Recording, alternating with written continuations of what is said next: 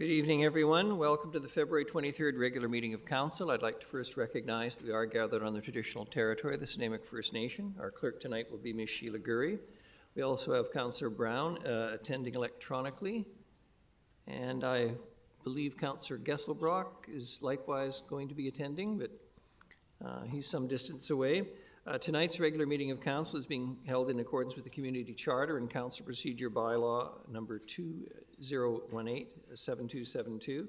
If during the meeting any member of the gallery has a question regarding an agenda item, write down your name and the agenda item on the sign-up sheet next to the double doors on my left. And please note that the Council Procedure Bylaw states that questions will only be taken on staff reports, consent items, or other business items. Given we have a large audience tonight on various topics, I'm sure, before we start the meeting, I'd like to take a few moments to remind those who are attending in person about the rules of decorum for all council and committee meetings. A meeting of council is intended to be a place where democracy can freely take place in a respectful and safe manner. The council chambers is a workplace, and there are considerations council and staff must make in order to ensure that a safe work environment exists in accordance with WorkSafe BC regulations. To support this, and in accordance with the Council's procedure bylaw, disrespectful conduct will not be tolerated, so we ask that there be no cheering or jeering or other disruptions from the gallery.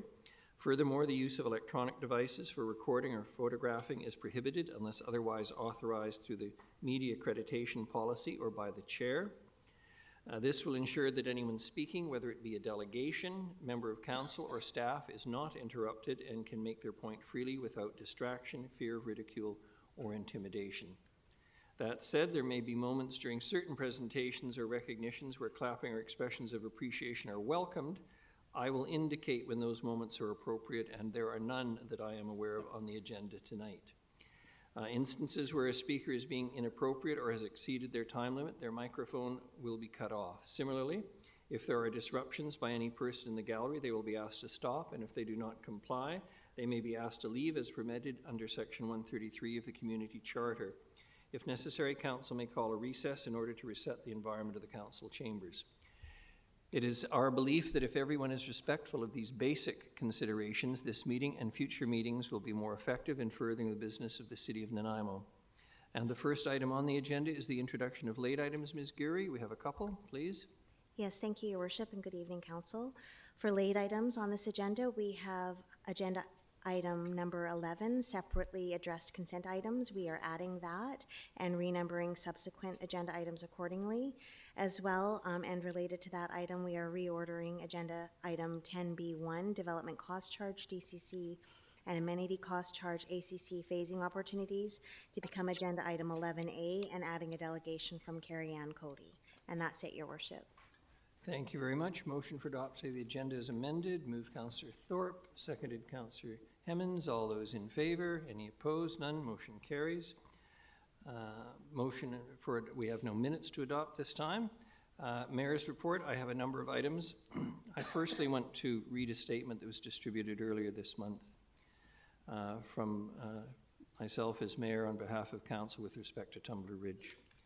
On behalf of council in the City of Nanaimo, I extend our thoughts and heartfelt condolences to the residents, families, and loved ones affected by the devastating event in Tumbler Ridge. Communities across British Columbia are grieving, and Nanaimo stands with them during this difficult time. As a sign of our solidarity and compassion, the City of Nanaimo has lowered all flags to half-mast, and they will remain lowered until further notice. I thank you for joining us in honoring those impacted by this tragedy. Your support reflects the strength and empathy of our community. In addition, I sent a message on behalf of Council directly to the Mayor and Council and the citizens of Tumbler Ridge, which I'm not going to read out.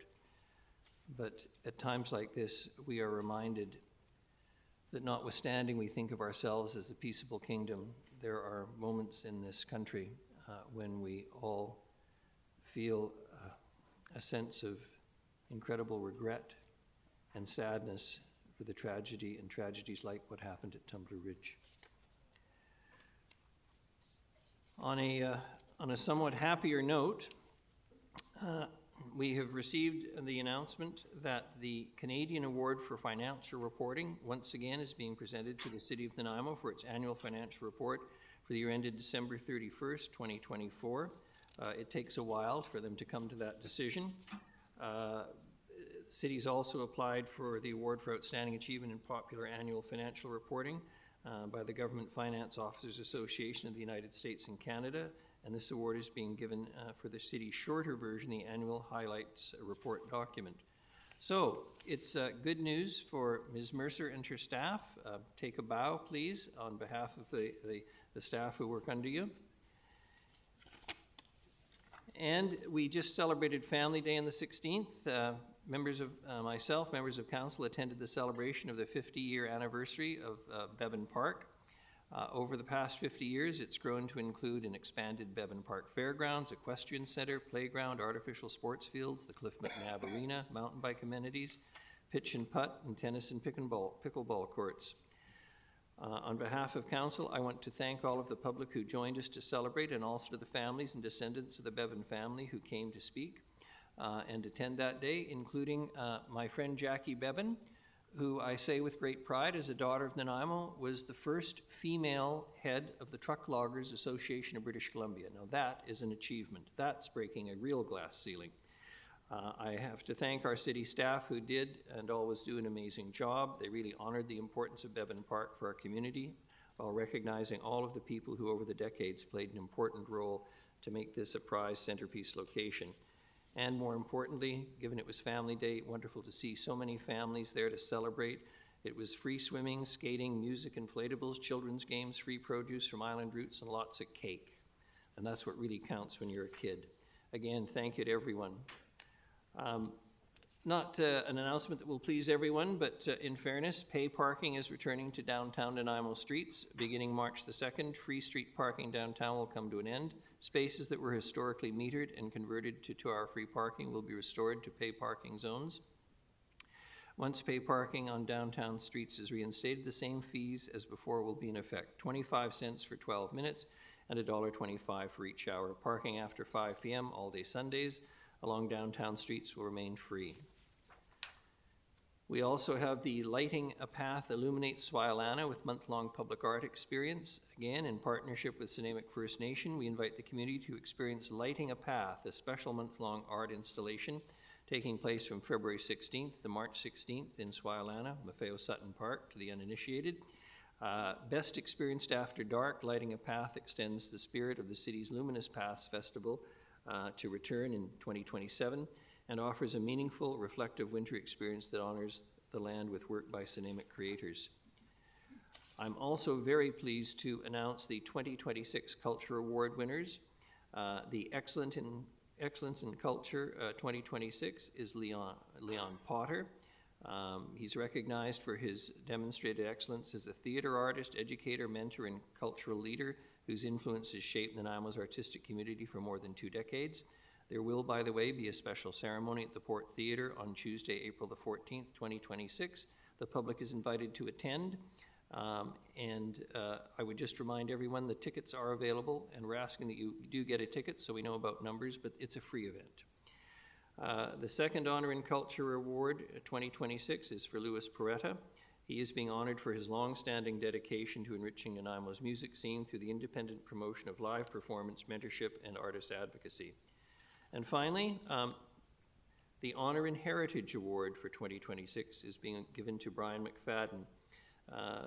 This recognizes his incredible long-standing service and dedication to the preservation and promotion of Nanaimo's heritage and history. He's recognized for his exceptional commitment to preserving and sharing Nanaimo's military history as a longtime volunteer and president of the Vancouver Island Military Museum. Over many years, he's researched, designed, and developed the majority of the museum exhibits, ensuring that local military stories are thoroughly interpreted and accessible to the public. And it's a big time for anniversaries. It passed by me unnoticed, and so I apologize. February 17th was the 75th anniversary of the opening of the doors of Nanaimo's purpose-built City Hall. Designed by architect Thomas B. McAravey, the 2-story international style structure symbolized a transformative shift for Nanaimo, from an aging makeshift civic workspace into a modern, forward-looking city. The grand opening was officially presided over by the Honourable Clarence Wallace, then Lieutenant Governor of British Columbia, along with Mayor Earl Westwood, and in the words of the time, and forgive me, and no discredit meant to the long-standing and great-serving Councillor Elsie Hall, the aldermen were listed as George Addison, Elsie Hall, John McMinn, Philip Piper, John Thompson, Charles Wharton, and Robert Wilson. It showcased a building intentionally crafted to project progress, with features such as clean horizontal lines, exposed concrete, steel sash windows, and a welcoming landscaped and entryway that softened the dramatic rocky outcrop on which it stands. Its completion represented the development of local government and Nanaimo's aspirations to move beyond its coal town past into a new era of civic pride and modernization. I also want to point out that Princess Elizabeth, as she then was, the Duchess of Edinburgh, and Princess and her husband, Prince Philip, were on their first official cross-Canada tour in 1951 and visited Nanaimo in October that year, where they were prominent guests to visit City Hall. And for those of you who are interested, you can come down and see the guest book, and I'll show you where they signed. I would also add that there were renovations made to the inside of the building over many years, but some of you may know that in 1970 there was an additional 7 meters added to the north side of the building, which is near the upper parking lot area. I hope that many of you know that Nanaimo's crest and motto includes the term faith and labor. I should tell you that on that site where City Hall is located was once the Union Brewery that produced 11,000 liters of beer daily in order to slake the thirst of the miners who were working hard to provide an economy in those days in Nanaimo, working in, I might add, and I say this in all seriousness, in dreadful working conditions that were one of the great impetuses for the unionization of the miners in this province and unionization in general, and the desire to bring in WorkSafe BC regulations over time. So I apologize for the lengthy mayor's report. We have nothing to rise and report on tonight, Ms. Gurry. We do have presentations, though. 8A, the first is Nanaimo Performing Arts Guild update. Ms. Bhopal Singh, you're going to introduce them, please. Good evening, Council. I'm pleased to introduce a presentation which will be to give Council the first annual update of the Nanaimo Performing Arts Guild. I'd like to introduce our co-presenters, Wendy Wearne, the chair of the Guild, and Eliza Gardner, a Guild member.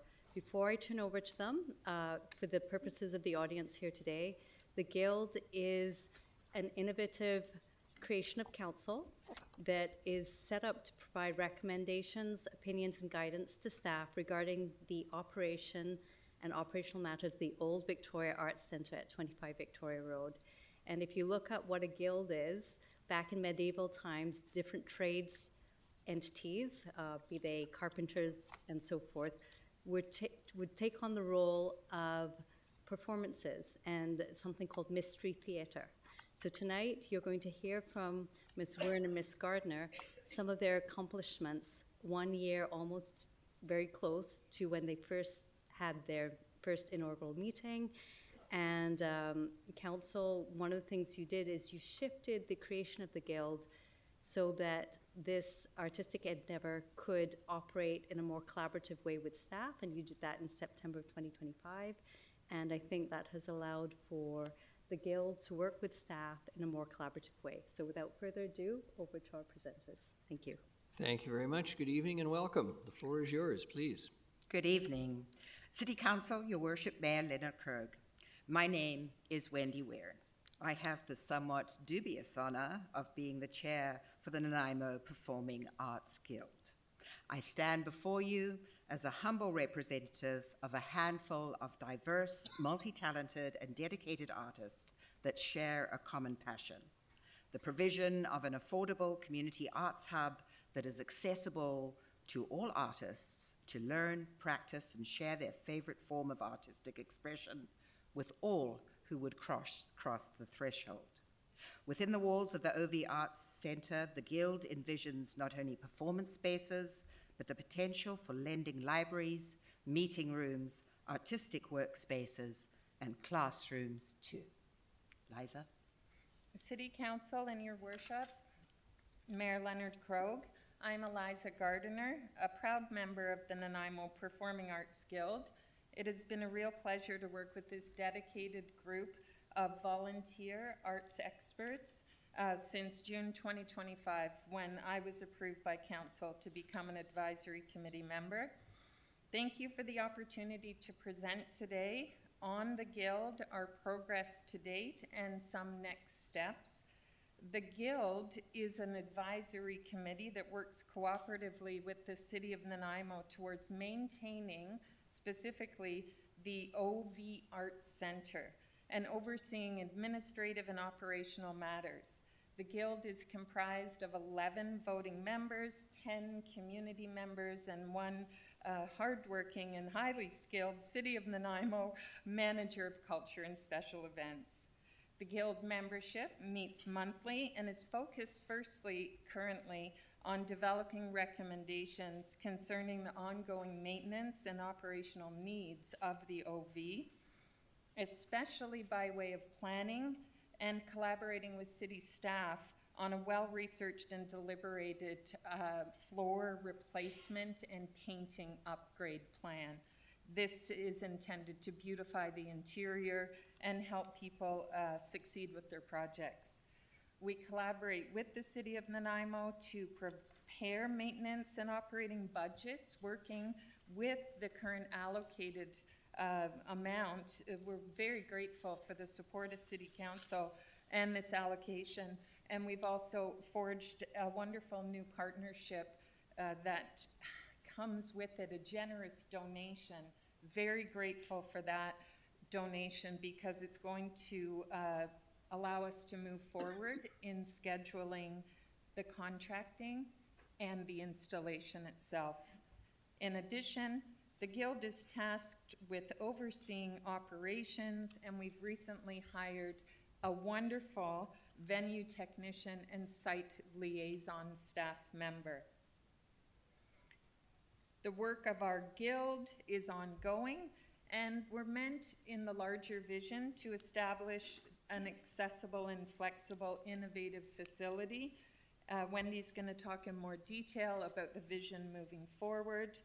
We all agree in this capacity that this venue is an important resource to Nanaimo, and we consider ourselves in good company because other cities across BC also own and operate civic venues, including, of course, Vancouver with world-class facilities like the Orpheum and Queen Elizabeth Theatre, the Vancouver Playhouse and Annex facilities.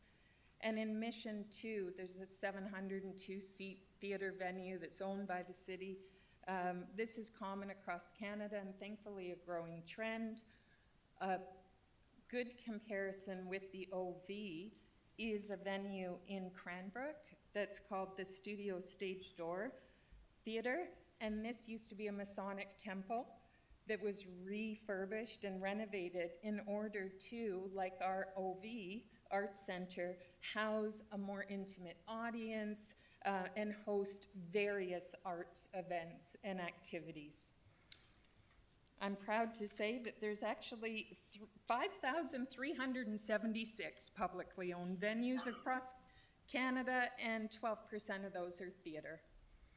With continued support from the city and our wonderful staff, this advisory committee is in a strong position to continue its work serving our terms of reference and our work plan.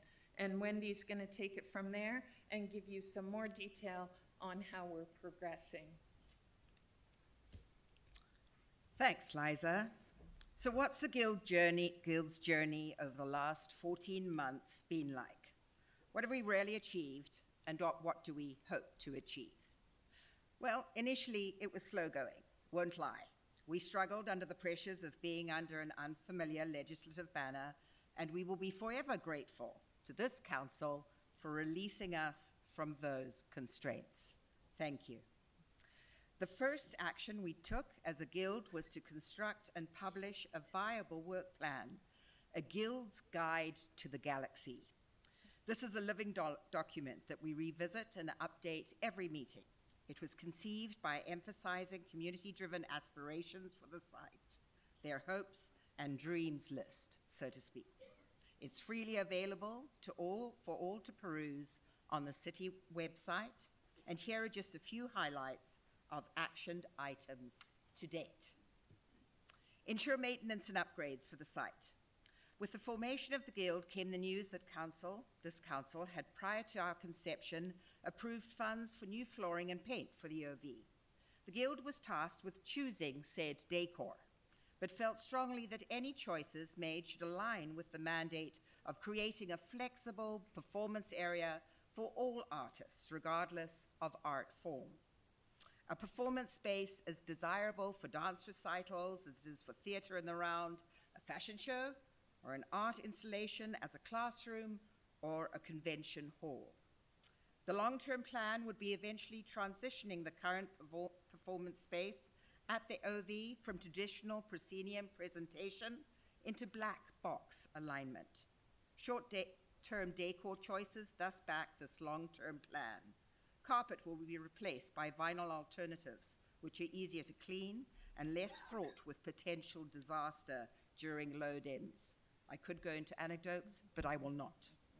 Collapsible risers will ultimately take the place of raked seating, and the current stage orientation will also become flexible. We are hopeful that phase 1 of these changes can start this summer. Just as a side note, the flooring materials, by and large, are being donated to the OV. This will ensure the project comes in under budget and hopefully curries great favor with this council for other items on our to-do list in the years to come. Upgrades in lighting and rigging, and to quote Yul Brynner in The King and I, etc., etc., etc. Hire a permanent venue technician and liaison for the OV. A performance house without a technician is, well, just a house, and potentially one with poor lighting and acoustics. The OV needed a resident house tech. In keeping with city budgets, it makes sense to combine this position with the current liaison contractor position. A job description was designed by Guild member Peter Petralia in collaboration with the city. The position was posted, 7 individuals applied. 3 were shortlisted and interviewed at the OV by a panel of 4 humans, 2 Guild humans, myself and Michael Armstrong, and 2 city staff, Adrian Breen and Damien Johnson, manager of Recreation Services. Damon's expertise in hiring for multiple contract positions proved invaluable. The successful applicant is the perfect fit for the OV and is as passionate about the site as we are. They start in their new role next month. Develop an effective communication plan. Update council regularly on our activities and plans. Ta-da! This is what we're doing right now. Here we stand, and we intend to come back as often as you will have us. Update the arts community and public at large on our activities and plans by holding monthly open houses, unlocking all the doors, inviting people in, showing them around the place, showing them our work plan, showing current bookings so folk can plan their sessions around them, asking what they would like this building to be, implementing regular office hours a couple of days a week so there's someone available to give tours or answer questions or talk about the Nanaimo art scene. Establish a set, props, costume, and script library for organizations and individuals to use free of charge. Establish an OV volunteer pool to assist organizations with front of house during shows. Be an active presence on site for organizations using the building should they want one. Next steps, well, we believe this building is one of the most underutilized creative spaces in Nanaimo today. We would like to change that. We would like people coming and going from this site 7 days a week.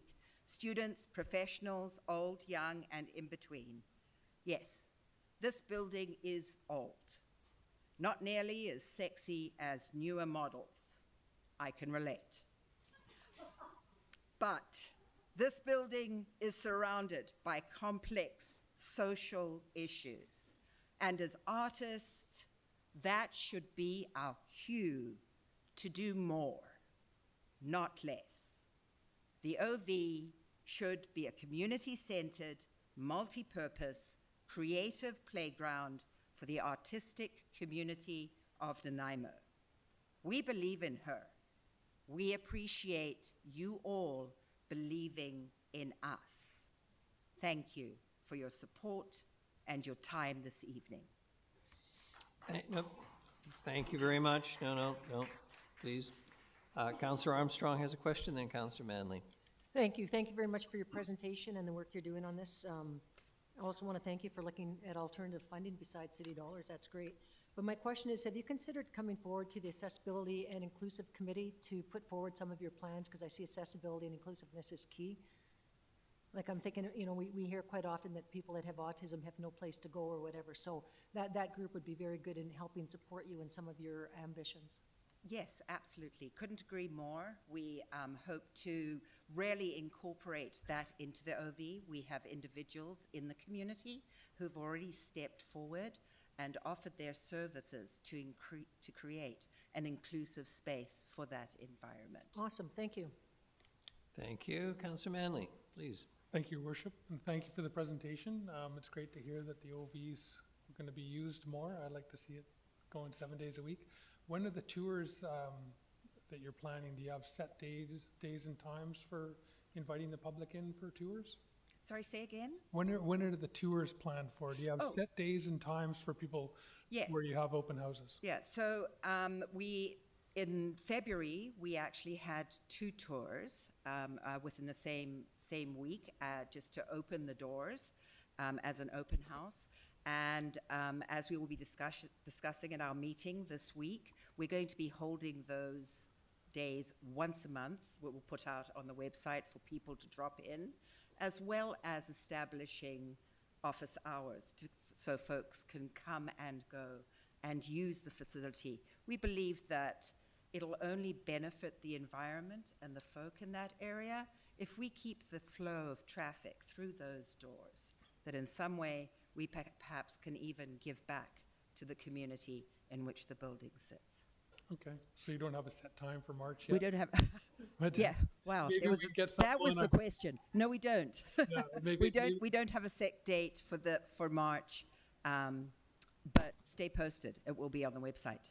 Okay, yeah, the city has a newsletter that goes out, and it'd be great to have it on one of those, just so that the public can come down and see the facility and see what's available to them. So, thank you. We can put it on the agenda right now. Thank you. I'm not seeing any further questions, and I don't wish to sound cheeky when I say this. I assure you that council wishes you well, because a great deal of money's gone into that facility over the last few years, and we'd really like it to be a success. So Godspeed on your successful mission, and long term of success to you generally. Thank you. Thank you very much. The next item is committee minutes. And Councillor Armstrong, you've got a motion in addition to what? Yeah, I'd like to amend motion minutes 9C to remove the recommendation to the following one, that the Financial and Audit Committee recommend that council grant the request for $149,000 from the Children's Health Foundation of Vancouver Island from the 2025 General Operating Fund surplus in the early 2026. This actually reflects the motion from November 19th, Finance and Audit, whereas the other one does not. Thank you very much. Seconded. Councillor Hemmons. All those in favor? Any opposed? None. Motion carries. The rest of the minutes are just for receipt. A motion for adoption of the consent items, please. Like, So moved. Councillor Thorpe. Councillor Eastmere. Yes, we can. I think we're removing them all. Ms. Gurry, we get the motion on the floor and then ask for removal. That's correct, yes. So is there seconders? Moved, Councillor Thorpe, seconded Councillor Armstrong. And those which you wish removed, Councillor Armstrong? I would please like to remove 10A, number 1, which is RSMP and Nanaimo detachment priorities. I see Inspector Tate's here, but I believe this needs to go to the council first, so I'll speak to it if it's... Okay, and Councillor Eastmere? 10A2? Well, then we don't have anything left, do we? No, there's 10B. 10B. So, go ahead, Councillor Armstrong, Public Safety Committee Yeah, we had a very good presentation from Inspector Tate at the Public Safety Committee with lots of good conversation from the committee members, but I don't believe we should be recommending this until council has had a chance to hear from the RCMP on their direction first, and then I would look to defer it till after that meeting for recommendation. So I'll make a motion to defer that till after the Right, RCMP. seconded Councillor Hemmons. Thank you. Any discussion? Not seeing any. All those in favor? Any opposed? None. Councillor Eastmere on 10A2. Yes, I wish to remove the item about the roundabout at Hammond Bay Road and Brickyard Road. I have seen a lot of different takes on this, and I just still remain unconvinced that this is the right location for this, and I'm concerned about the pedestrian safety around this roundabout, so I just can't support it at this time. Is there a seconder? Your worship, I believe she just wanted to discuss it separately, so it's been moved and seconded. So did you have a motion, Do you Councillor want to Eastmere? defer it or discuss it tonight? I wanted it pulled out so that we would vote on it separately and not as a consent item. Okay. So there's no alternative motion. It's already been moved and seconded, so she's spoken to it. Thank you. Thank you. Councillor Armstrong? Thank you. I had concerns about this too. However, I've looked into it further. Pedestrians were a concern. I spoke with Mr. Rose, done a lot of research. I'm not concerned about the single roundabouts, so I'll be voting in favor of this because I do think it will assist with what we require. Thank you. Thank you. Any other further speakers on this? All those in favor of the motion? Councillors Armstrong, Hemmons, Mayor Krogh, Councillor Thorpe, Councillor Manley, Councillor Gesselbrock, Councillor Brown, and those opposed, Councillor Eastmere. Motion carries. Thank you very much. And we can consider B, the Finance and Audit Committee meetings. No one wants that pulled, I trust. And so the motion is on the floor for consent items. All those in favor of that remaining item, thank you very much. We're then moving on to separately addressed consent items, development cost charge, DCC, and amenity cost charge, ACC, phasing opportunities.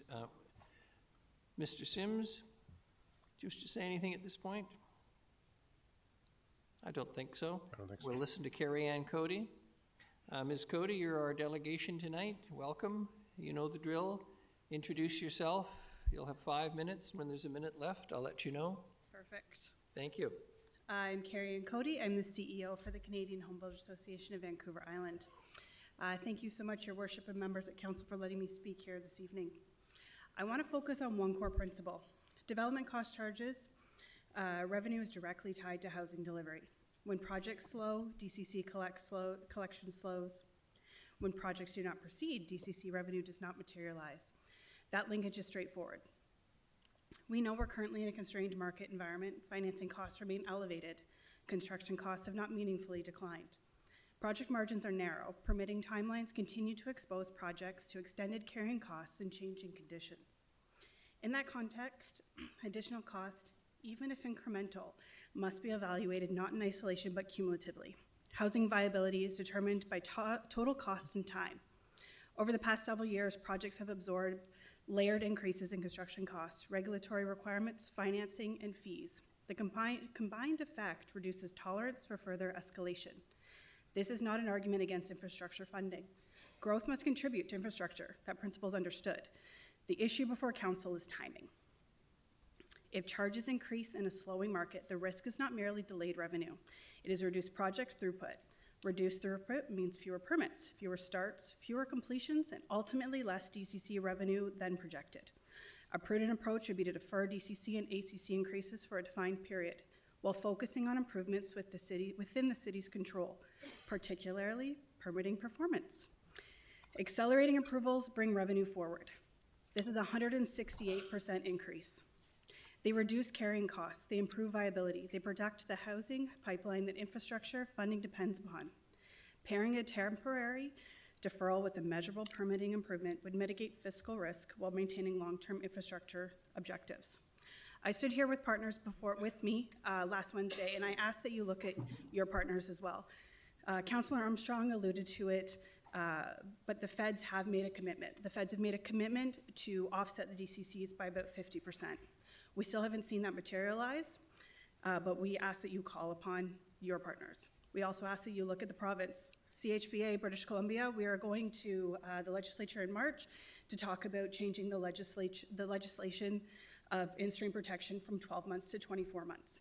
This is a meaningful change that we think can actually affect bringing projects back online. This is an appropriate role for advocacy to provincial and federal partners. Infrastructure financing should not rest disproportionately on new housing in a fragile market environment. To be clear, the development community recognizes that growth must pay for its share of growth. However, sequencing matters. If projects proceed, revenue follows. If projects do not proceed, revenue assumptions weaken. A deferral combined with focused process improvements is a balanced approach that protects both housing supply and long-term fiscal stability. Thank you.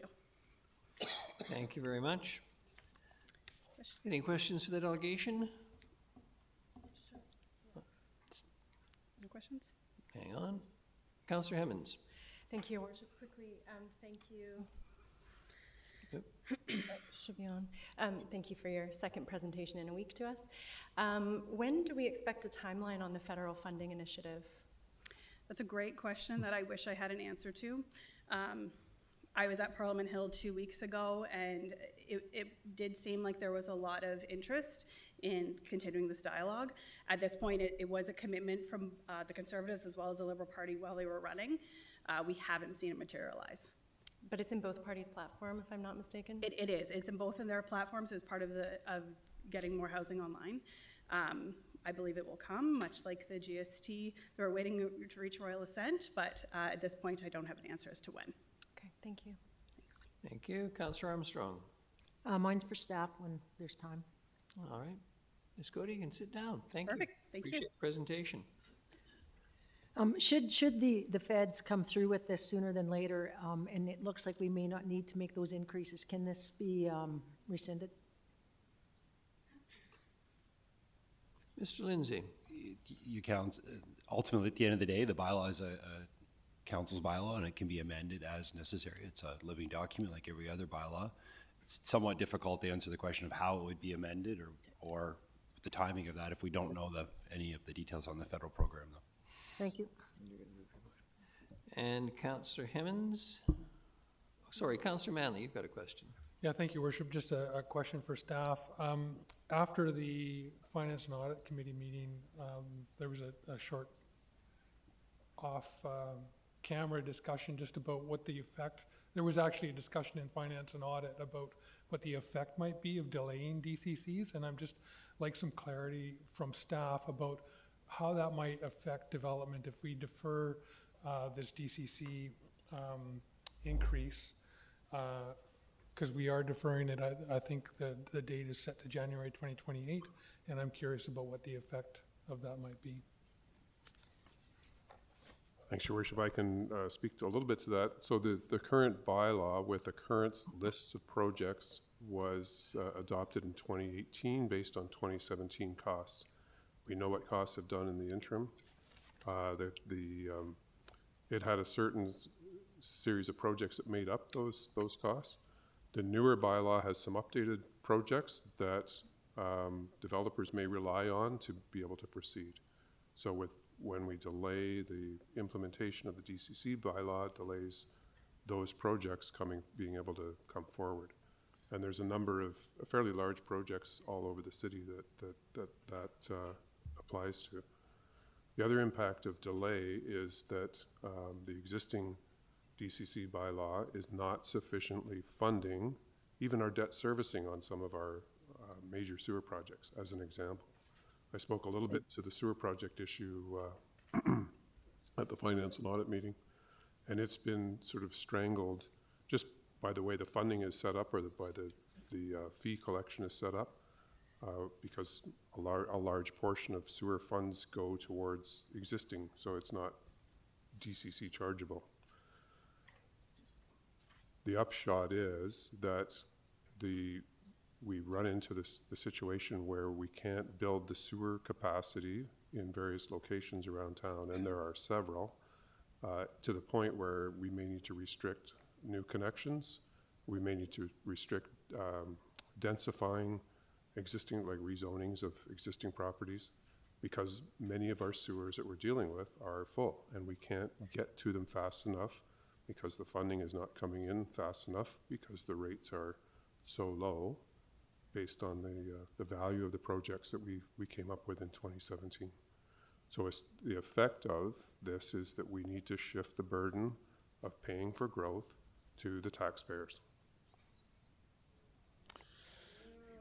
Yeah, so the effect of not increasing DCCs means that we will see some projects delayed until we do have the funding available. We're short on funds. With the implementation, is it possible to do, you know, like we've got a huge jump, it's almost tripling the amount of DCCs and with the ACCs in there. Is it possible to do it incrementally in terms of 50% now, 50% later, or is that the amount of work involved in that prohibitive? Because I know it's a huge process. Ms. Mercer, please. Through your worship. So when you phase the DCCs in, the city still has to make up the difference to make the DCC funds whole. So any phase between the final, so 50% and 99%, the city would have to budget to build up that reserve. So in essence, it's very administratively burdensome, as well as we would have to budget for that. So taxpayers then would have to make up that difference. Okay, thank you. Thank you. Before I go to Councillor Hemmons, who I think wants to make a motion. Thank you, Ms. Gurry. Oh, sorry, Mr. Lindsay, I was going to go to Councillor Brown, but go ahead. Thank you, Worship. And just following up on Ms. Mercer's answer to Councillor Manley, I think the recommendation that did come forward to Council in the Finance and Audit, although not exactly a 50% reduction, where we would use our assist factor as a way of slowly increasing the rates. We instead looked at what our priorities are right now, which are, as Mr. Sims mentioned, sewer and water, but roads also, those existing DCCs that we have, and bringing those in initially, and then following that in 2028 with fire and police, which are new DCCs, and then following that in 2029 with the ACC. So not exactly a 50% phase in, but that was staff's attempt at trying to have a slow transition to the full amount to give people time to adjust.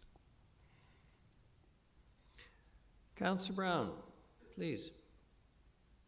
Thank you, Your Worship. I have two questions through you to staff, and the first one might be a little bit difficult to answer because I'm just having a bit of trouble.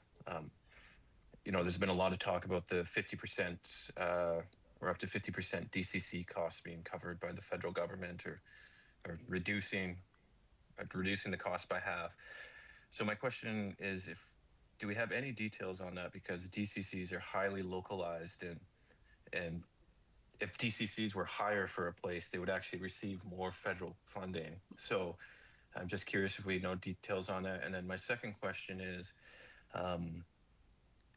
obviously the DCC cost is based on the scope and the amount of projects on the project list. And I appreciate, fire and police are new DCCs.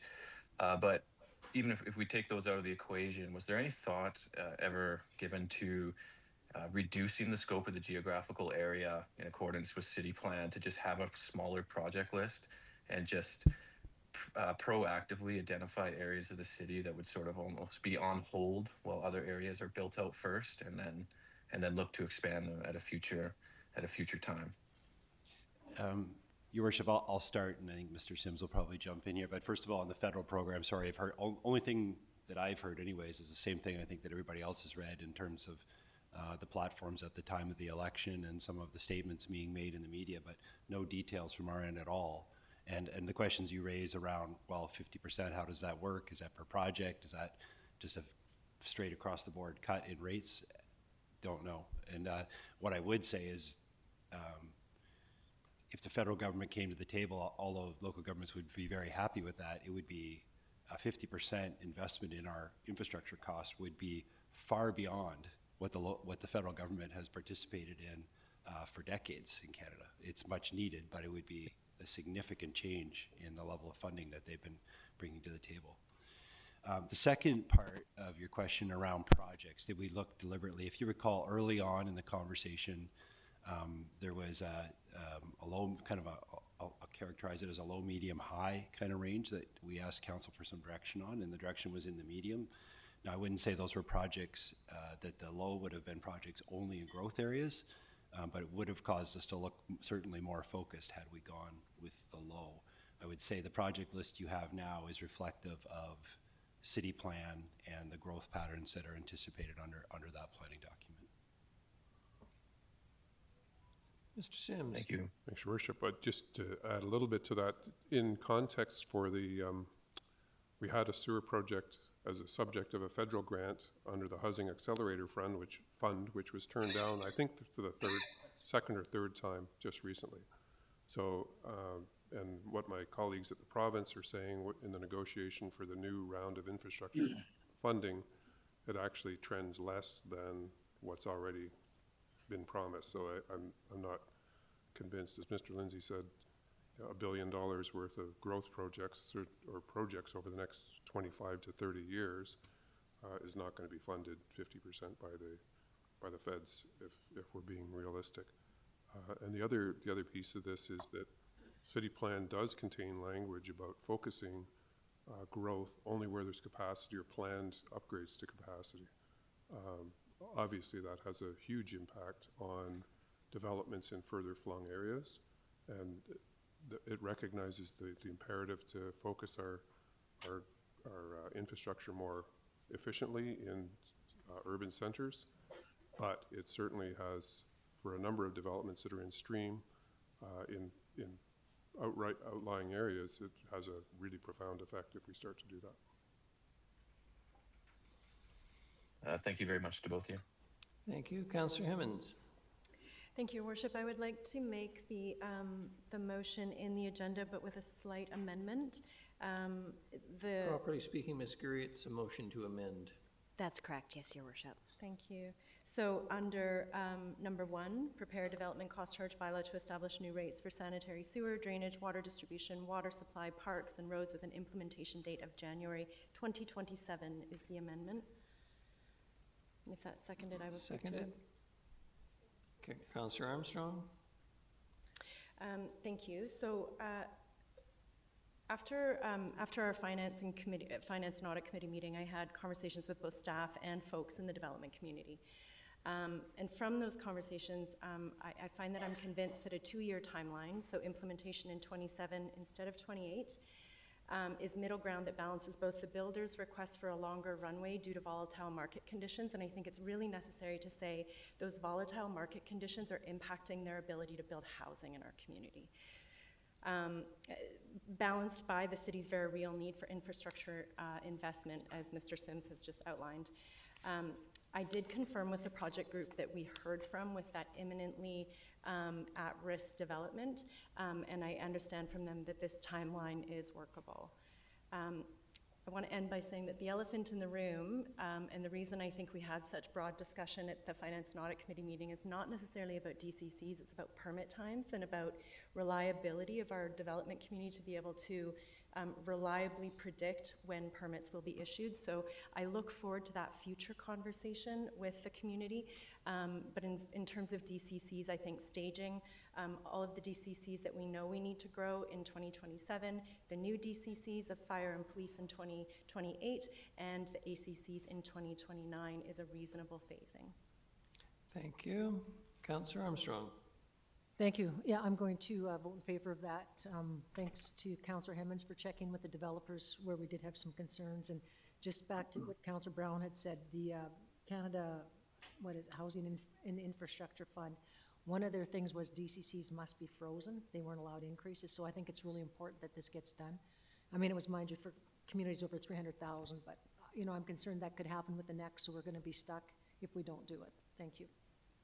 Thank you. Councillor Thorpe.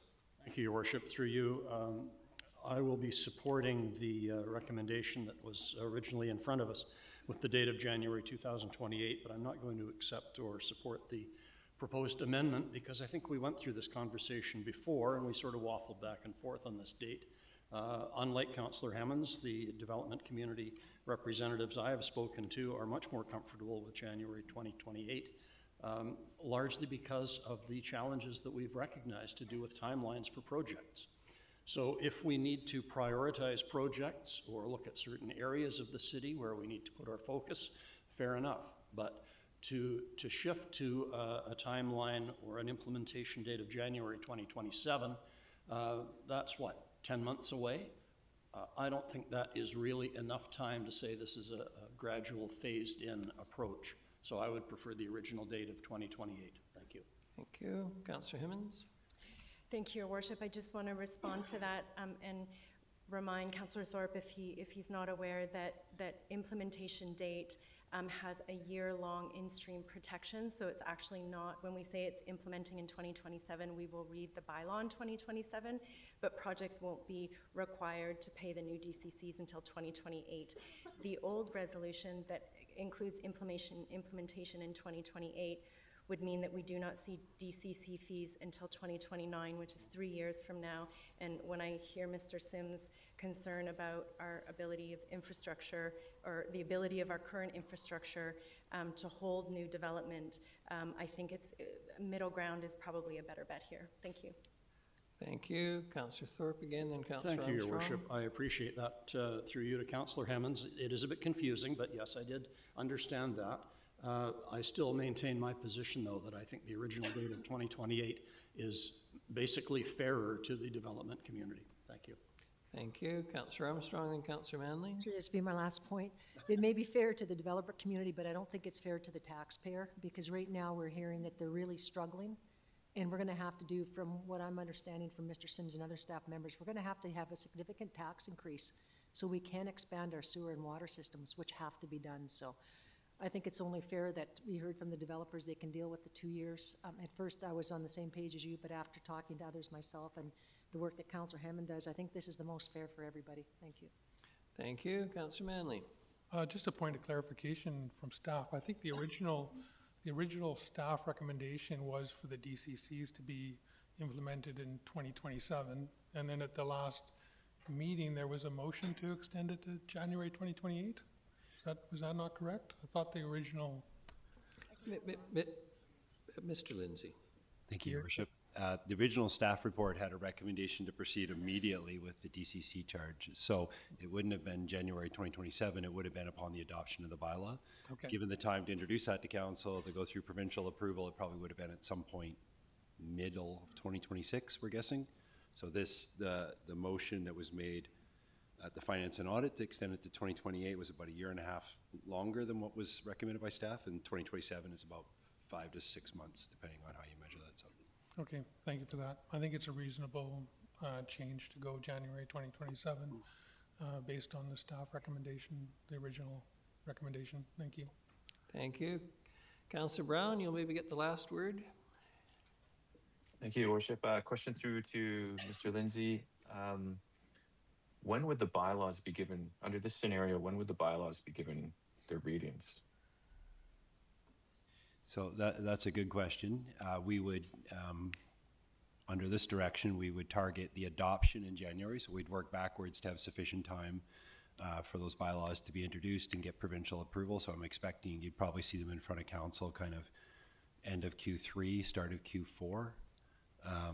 If your question is how does that relate to other events happening this fall, I would expect you'd have this council looking at the first 3 readings of the bylaw and adoption in January.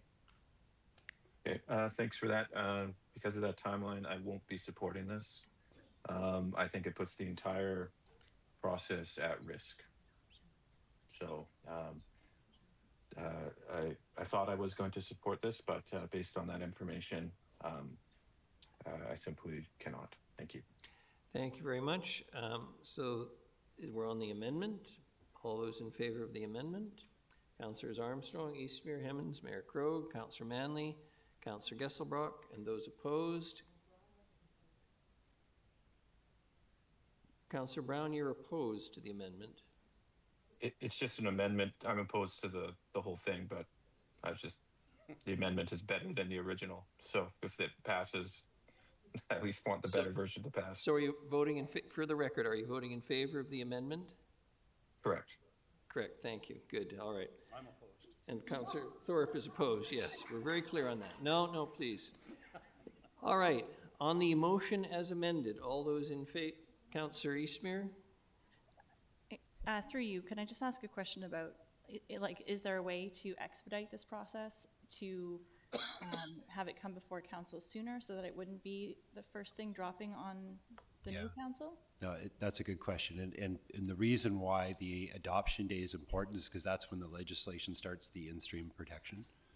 So it's if you adopted it in October, the 1 year that Councillor Hemmons referred to earlier, the clock would start ticking in October. So the intent is to give people until January to get their development permits in and give time for people to bring their applications forward. The adoption would have to be in January. Okay, thank you for that. Thank you. All those in favor? Sorry, Councillor Gesselbrock. Thanks, Mayor. Through you, I want to acknowledge, when the development community came and spoke at the Finance and Audit Committee, there was definite expression that costs have gone up and it's becoming very expensive to build the housing that we need, and we have to build, with the BC assessment of our housing needs, 800 housing units per year of market housing, let alone the 500 units of a non-market affordable housing that we need. And right now, it's crunch time, and I don't think we're going to be able to meet these targets. And really, the only thing that is in the city's control, because land inflation and construction costs have really reduced the margins, is the DCC costs and permitting time, speed, and consistency. And I do think that it's a tough juggle adjusting the DCCs, because we do depend on them for just putting in our infrastructure so that we can have enough pipes in the ground to develop the housing that we need, and we're short on money. But at the same time, we can address the needs on costs if we really focus on the permitting times and consistency. And so I think that we can address some of the concerns raised by the development community next month when the Nielsen report comes reviewing our development and building permit process. So I just wanted to state and acknowledge that. Thank you. Thank you very much. All right, on the amended motion, all those in favor, Councillors Armstrong, Hemmons, Mayor Krogh, Councillor Thorpe, Councillor Manley, Councillor Gesselbrock, those opposed, Councillor Eastmere, and in favor, and Councillor Brown is opposed. All right, is that clear for staff? All right, good. The next item is delegations unrelated to agenda items. The first is Carolyn Manuel, Rethinking Drinking Community Initiative.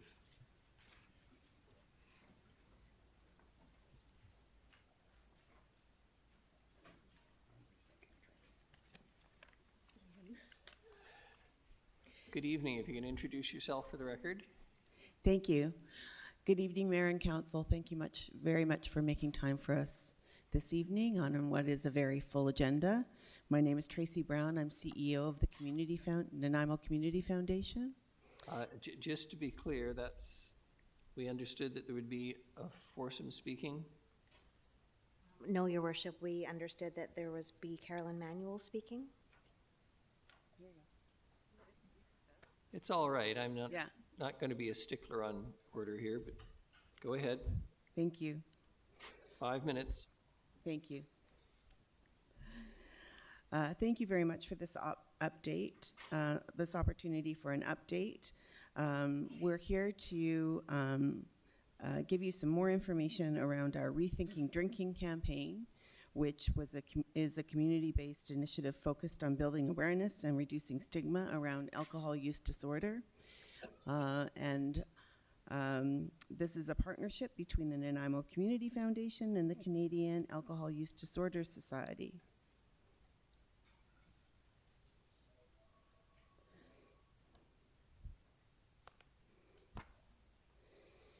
We're also very happy to report that we have locally, this initiative has been centered around creating informed and compassionate conversations in our community, a focus on education, reducing stigma, and helping to create an environment where people feel safe, seeking support earlier and without shame.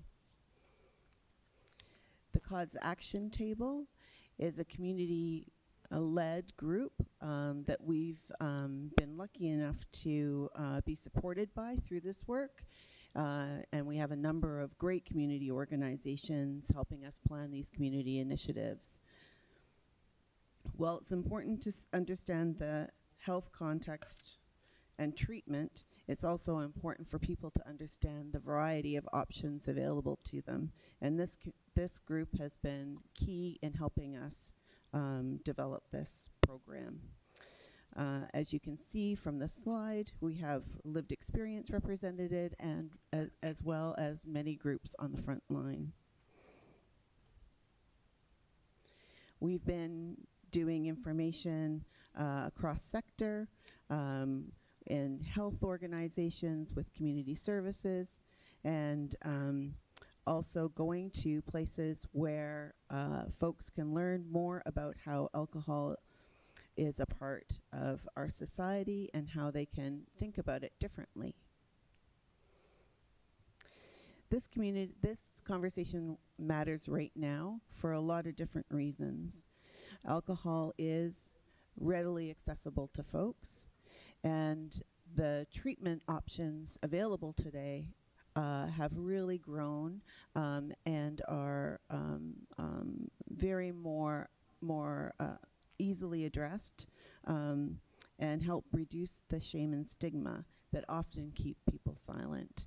And so there used to be a time where you know, we wouldn't blink an eye at 11,000 liters of beer being made for our workers. But we know today that that alcohol can have serious effects, and individually folks, you know, can have trouble with it. Health and community impact. Alcohol use disorder affects both the brain and the body. Local data indicates that per capita, alcohol consumption is greater in Nanaimo than the provincial average, which is one of the reasons we wanted to reinforce this message.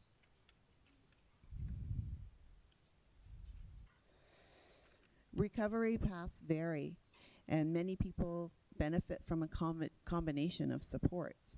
While it's important to understand the health context and the treatment options available, it's equally important to remember that the effects are real to people in our community.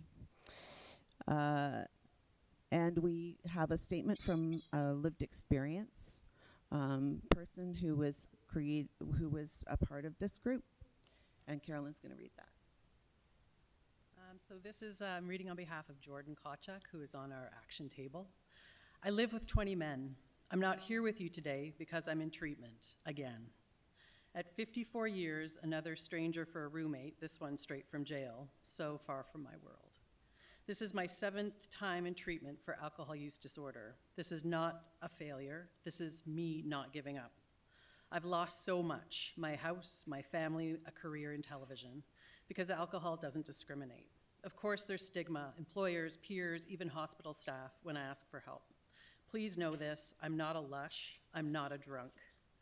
Alcohol use disorder is a biopsychosocial spiritual illness. It hijacks my brain. May I continue? Very quickly, please. Brain, body, and spirit. But every treatment gets me closer: the right therapy, medication, meditation, education, concentration, and connection. And in that sense, I've gained so much: insight, compassion, faith. This treatment just might be the one that sticks. Thank you very much. Are there any questions for the delegation? Councillor Manley?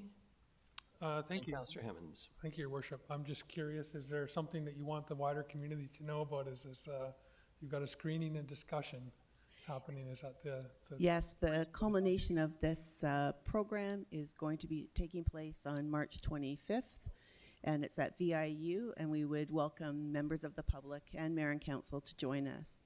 It's going to be a very interesting experience. We're going to be screening a short film, Smashed, and having a panel discussion, as well as a presentation from two of our local doctors who are talking about the different ranges of treatment options that are available to folks today.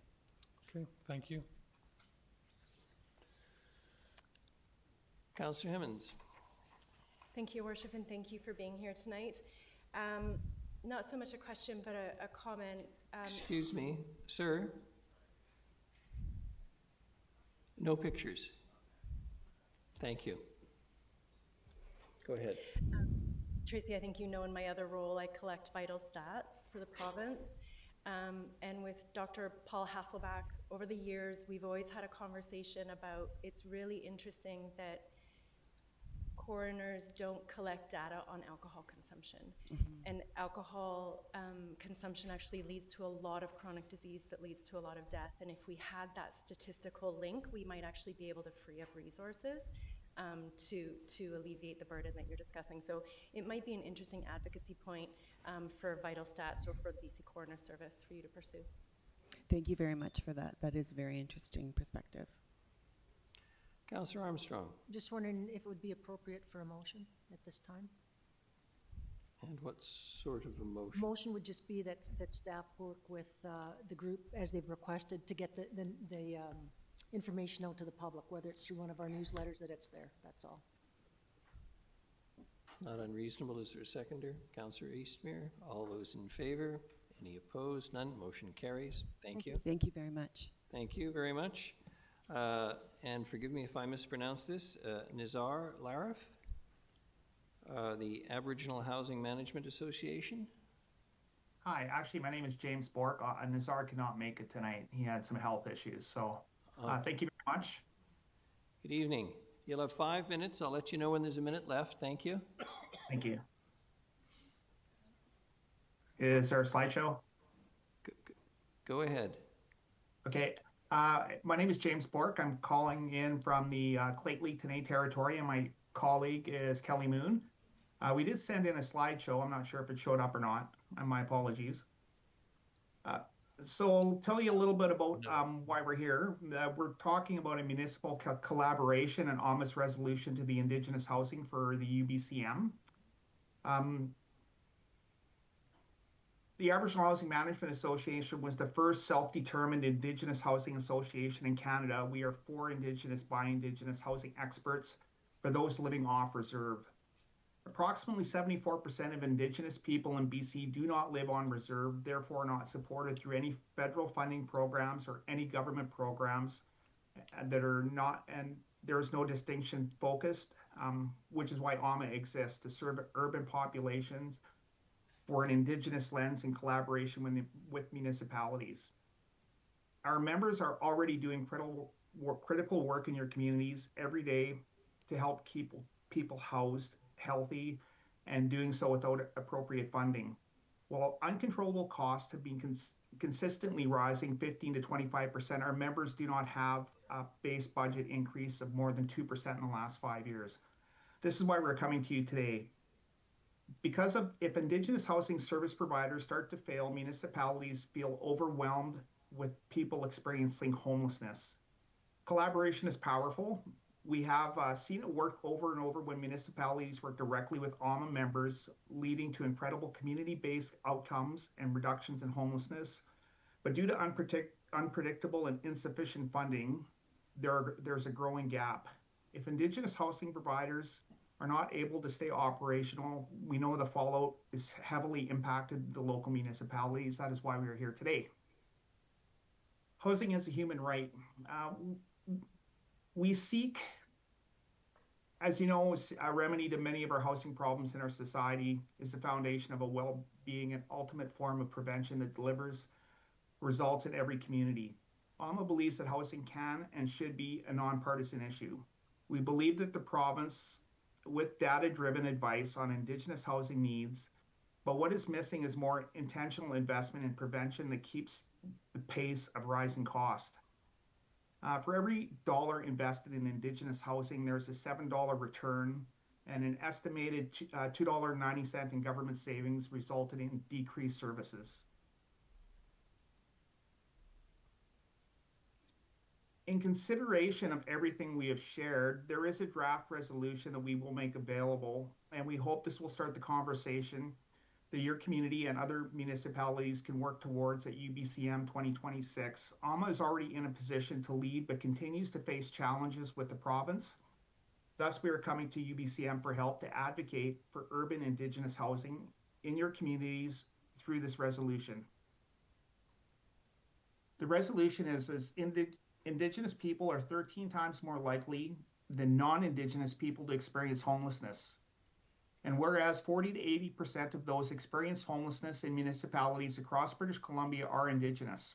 Therefore, it be resolved that UBCM will call on the provincial government to establish an Indigenous-led cross-sectional housing alliance composed of senior representatives from health, justice, social services, housing sectors, and strong and equitable urban, rural, and northern Indigenous communities. And therefore it be resolved that the mandate of this alliance includes the development of a provincial framework recognizing the safe and adequate housing as an essential infrastructure and coordinate a sector-wide adoption of public endorsement of this position by professionals, service advocacy, academic, and industry professionals. Governments have a moral right, and it's imperative to prioritize when doing community planning. AMA has housing partners, Jill Adke from BC Nonprofit Housing, Dom Armstrong from the Cooperative Housing Federation of BC, along with many municipalities have been responding positively to our initial outreach, including Prince George, Vancouver, Chilliwack, Port Moody, Coquitlam, and Squamish. Today we are seeking champions for the resolution for the 2026 vision of equity through urban Indigenous housing.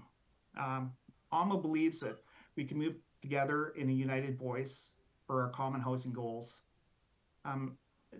We did present this to the Prince George City Council, and they have moved the motion forward to UBCM, and we're just looking for more champions to. Thank you. You've concluded at the right time. So the resolution has been put forward, you say, by Prince George, City Prince George? Yes. Thank you. Councillor Armstrong has a question. Thank you. Just on this, when you talk about you'd be doing the lead, would you be working with societies such as the BC Indigenous Housing Society, Telecom Lalem, which has worked out of Nanaimo, or how is representation going to happen from all the different groups that are already doing this? Well, AMA represents 50 nonprofit society housing providers across British Columbia. BC Indigenous is one of those. Macola Housing Society is one of those. We work with a number of Prince George Friendship Center, Victoria Native Friendship Center. So any Indigenous funding that comes through BC Housing flows through them to us to disperse. Thank you very much. Great initiative. Appreciate your time. Thank you. I'm not seeing any further questions. Staff indicates the slide deck didn't get to us, and so at some point, a copy of the resolution is going to be forwarded to council, I trust. Yes. Very good. Thank you for taking the time tonight. Appreciate it. Thank you. The next delegation is 12C, Benjamin Bollock. I'm not sure. Correct me if I'm wrong. The responsibility of council and its policies regarding community standards. You've heard the drill, 5 minutes. I'll let you know when there's a minute left. If you can just introduce yourself for the record, please. Thank you. Ait Squell, Mayor and Council, Mayor Krog and Council. My name is Benjamin Bullock. I'm a mixed heritage Acadian. I'm here with my lovely wife, Lori Ottenbright. I'm here with Fred Speck, Kwangwahala Galise, Knowledge Keeper. Also here with Quaya Charlson, who's a residential school warrior, not a survivor. I'm here to address concerns about the bylaws and relationship between City Council and the Port Theatre, as well as the upcoming Ben Banks's performance. The Port Theatre states it abides by the Canadian Charters of Rights and Freedoms, citing non-discrimination in booking performances. Know that the Charter protects individuals' government overreach. It does not obligate publicly funded venue to all platforms. At present, the Port Theatre lacks a clear policy preventing hate speech. Hate speech is biased, bigoted, and intolerant. It is prejudiced, demeaning, and filled with contempt. This description aligns with Ben Bankis's material. Here are a few examples. I just got back from Winnipeg. It's like an indigenous zombie apocalypse. Say what you want to say about residential schools, but you know, it's nice architecture. If you wanted to go to a residential school now in 2025, it'd be like $40,000 a year. Those mother effers got it for free. After the tragic killing of Renee Good, he said her last name was Good. That's what I said after they shot her in the face. They're gonna get shirts. I'm Renee Good. I'm a dumb, retarded lesbian. A CBC podcast discussed an incident in which Bankis joked about people who were tragically killed at the Lapu Lapu Festival in Vancouver last summer. Ben Bankis said he should have taken a few more Lapus around the block, and then someone in the audience responded by, "Kill them all." These are not harmless punchlines. Residential school warriors and survivors live with intergenerational trauma from a system designed to erase their identity. Mocking that history for entertainment is not satire, it's re-traumatization.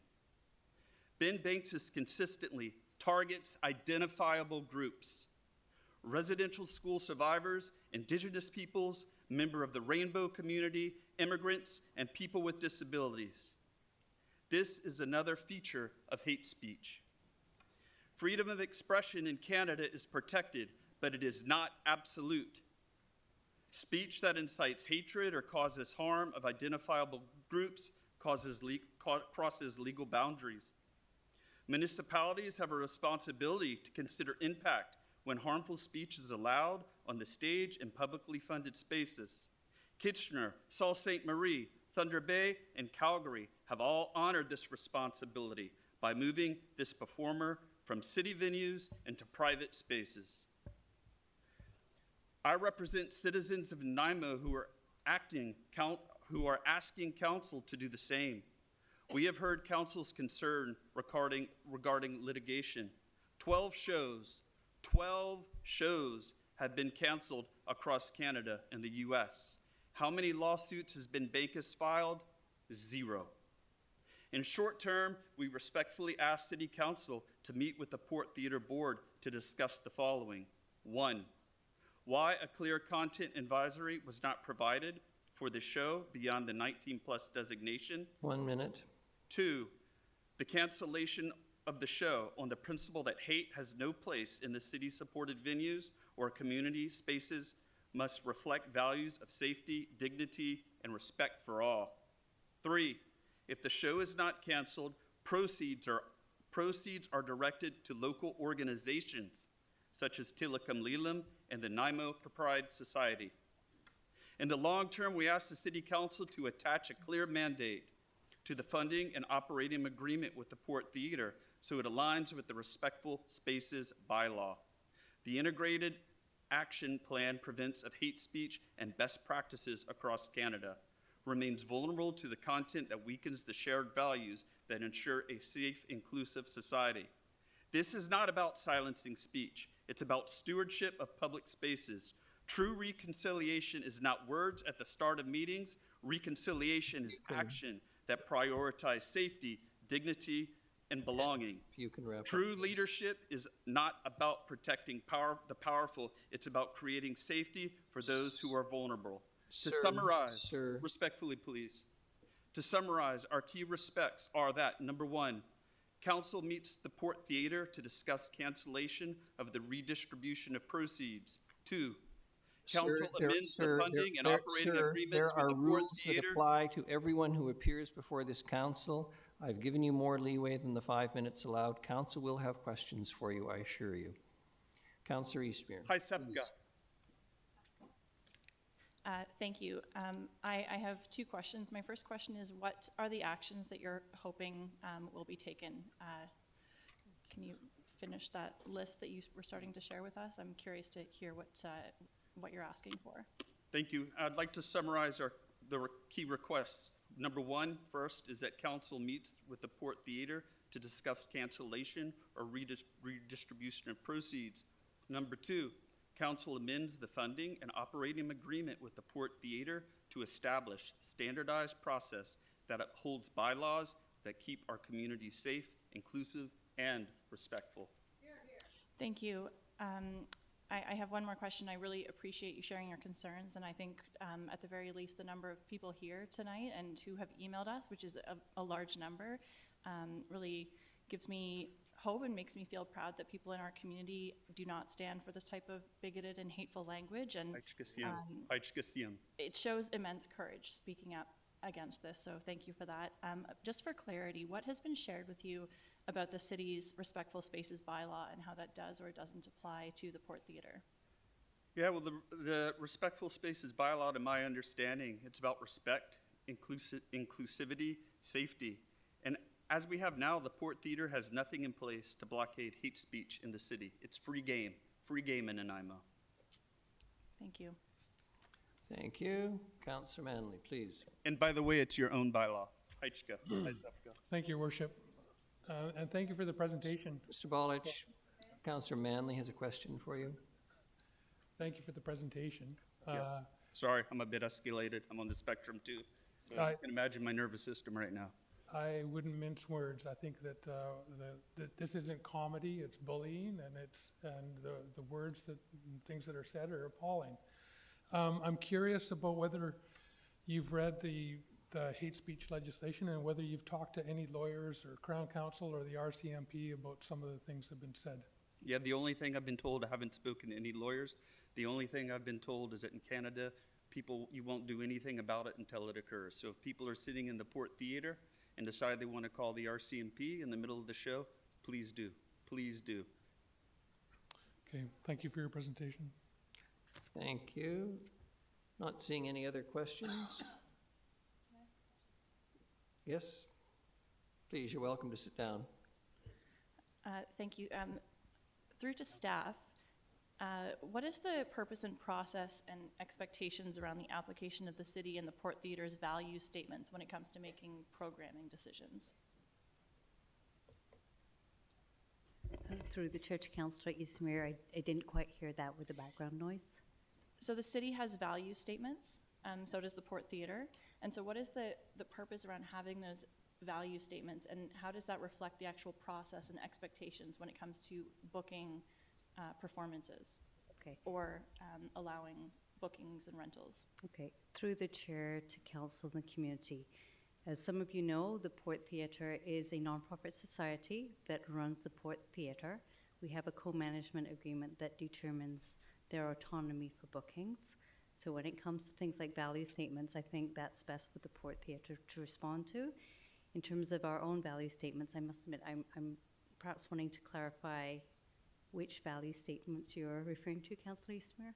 Yeah, for example, like our Respectful Spaces bylaw. And so if a booking like this was to come to a city venue, would we be in the same situation, or do we have a process in place that would mean that our bookings actually do align with what we purport to say our values are? Okay. Through the Chair to Councillor Ismair and the community, our Respectful Places bylaw is perhaps not the right mechanism. It is in place for the city to deal with things like patrons at the pool and interactions between staff, public, keeping the public safe, keeping staff safe. It's not designed to police presenters. Perhaps that's the best way to put it. The city, for its own bookings, so facilities that we manage and operate ourselves, that would be like Bevan Park, any of our venues that we directly control, those are managed through booking agreements, and we have criteria there for asking people what the purpose is of their presentation, and then signing agreements with them to make sure that the bookings meet certain standards, while being mindful that we have to uphold the Canadian Charter of Rights and Freedoms. So I think I do have Ms. Osborne here with me, who can also provide more detail, but I think on a high level, I think there's been a misunderstanding about the Respectful Spaces bylaw and its purpose and how it applies to performers. Thank you. Thank you. Any further questions? Councillor Gesselbrock? Yeah, I've got a question just pertaining to the application and concern around the city intervening around the performer, around the Canadian, around the Charter of Rights and Freedoms.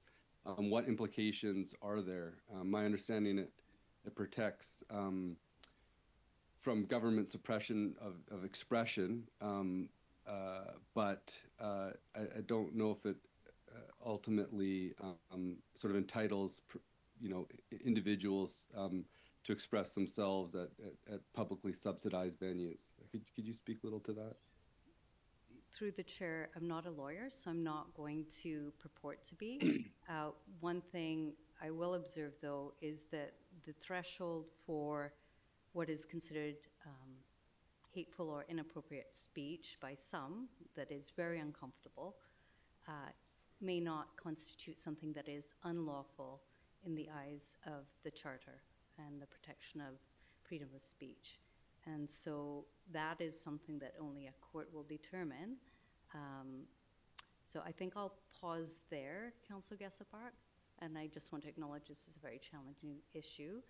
And Council has made it very clear that they don't condone certain behaviors. However, the ability Council has to police an entity that we have a governance agreement with is a whole other matter that requires careful consideration. Thank you. Thank you. Anything further? Councillor Eastmere? I was wondering if there was a right time for a motion to be made, and I'm wondering if Councillor Gesselbach, he has his hand up on this as well. Was that your question as well, Councillor Gesselbach? Yeah, I would like to bring a motion forward under new business or other business later on in relation to this matter. Thanks. Well, with respect, Councillor Gesselbach, if you're going to bring forward a notice of motion or making a notice of motion that would be debated at some other, at the next council meeting, which is it?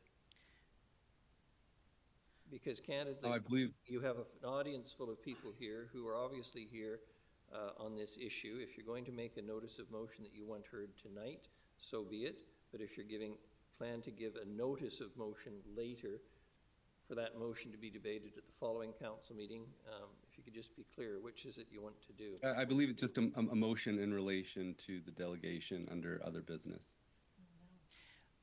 Well, again, you're missing my point. I don't think I want to have all of these people sit here through all the other items on the council agenda, which is still substantial, to wait for the matter to be debated. Out of courtesy to the audience, if you wish to make a motion, make it now. Okay. Your Worship, I would just jump in to say that either is in order. So to the mayor's point, Councillor Gesselbach, there's an audience full. You could make your motion now and it would be in order. Okay. I will do it now then. I'll just pull it up here.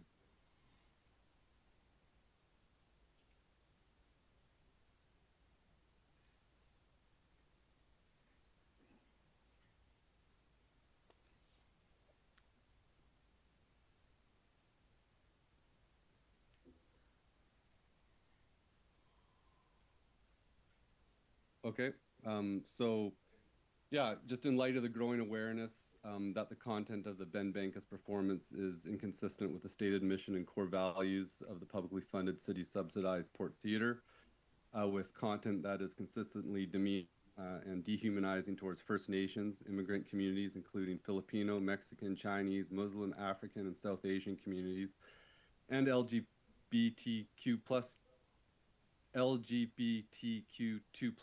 individuals, with some remarks appearing to condone or wish physical harm or death.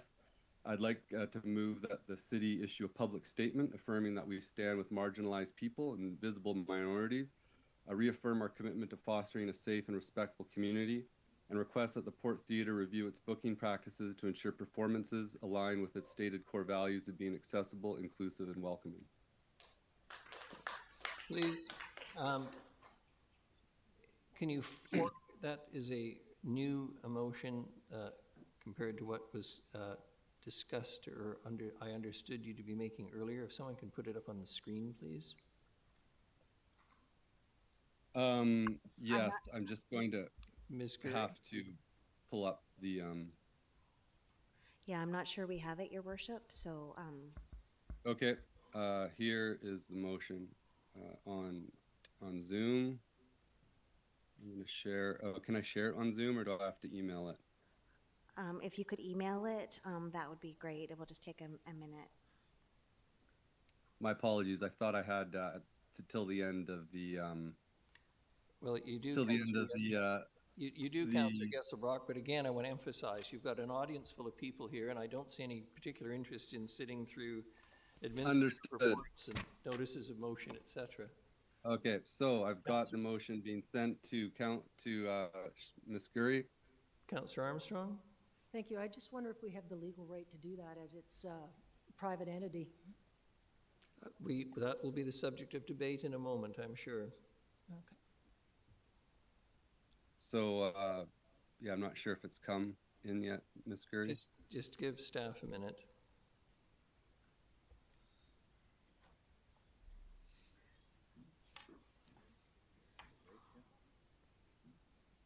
Yeah, let's take a break now.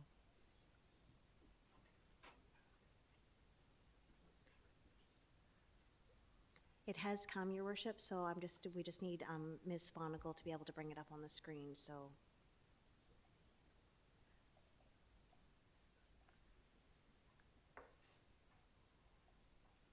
Ms. Sponigal, there's a second one I sent you from Councillor Gesselbrock that's shorter, so. I'm not really interested in the preamble. It would be nice if the Yeah, so it's itself coming, just was one more moment. enlarged. Thank you. Yeah, I just sent the direct motion. There it is, Your Worship. Can we enlarge that somewhat? It's different than what I heard. Just for the sake of everyone to see it. Thank you. Much better. Excellent. Thank you. Councillor Gesselbrock, you've moved it. Is there a seconder? Councillor Eastmere, Councillor Gesselbrock, wish to speak to it? Thank you.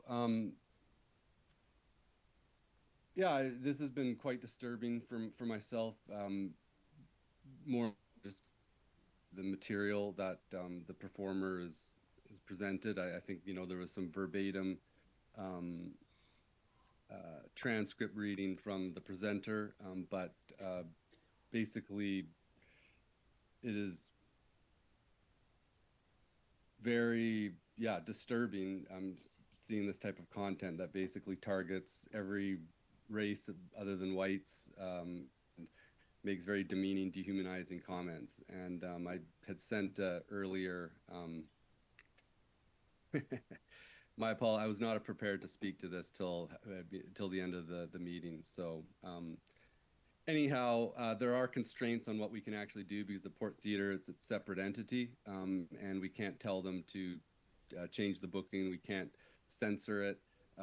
There are constraints, legal constraints, which is very unfortunate. But what we can do is say that, the content, this material isn't aligned with, you know, what the values of what the city is trying to promote around inclusivity, reconciliation. It can be damaging to our relations with what we're trying to do in terms of reconciliation, and for the many people that do pay the taxes that support the Port Theatre. What we can do is issue a statement saying that we stand with, you know, targeted groups and minorities, and that we ask respectfully that the Port Theatre review its booking process. They're in control of it, so that in the future it's better aligned with, you know, core values that are written, you know, on their website and in their documents around inclusivity and welcomingness and respect. So, thank you. Thank you. Councillor Armstrong and Councillor Eastmere. All right, Councillor Eastmere. Thank you. I am not interested in censorship, but I'm also not interested in propping up and facilitating the proliferation of discrimination and bigotry and racism under the guise of comedy on a stage funded by taxpayers. and calling this comedy is an insult to comedy. It's punching down in the worst way. In hate speech, in Canada, hate speech is defined as communication that incites hatred against identifiable groups based on characteristics like race, religion, sexual orientation, and it's governed by the Criminal Code and provincial human rights laws. And freedom of expression is critically important in a democratic society. We do not have the right to be shielded from speech that we disagree with or that merely offends us or hurts our feelings.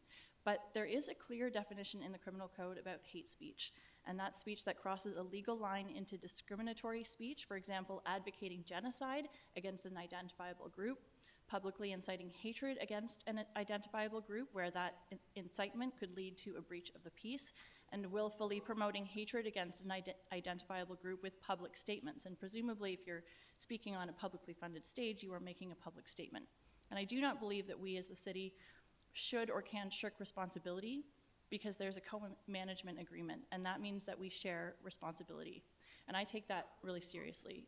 And even if that agreement doesn't explicitly give the city control over programming, there is a shared responsibility. And I take my role as an elected representative seriously, and when it comes to representing my community, I think it's really important for me to listen to what my community is saying, and I see them saying that they're deeply concerned. And so my decisions and actions need to reflect that, and that's why I've been pushing for clarity on how and why this performer was booked, and how we can ensure future performances aren't booked when they're based around demeaning and dehumanizing the very people that we purport to want to protect.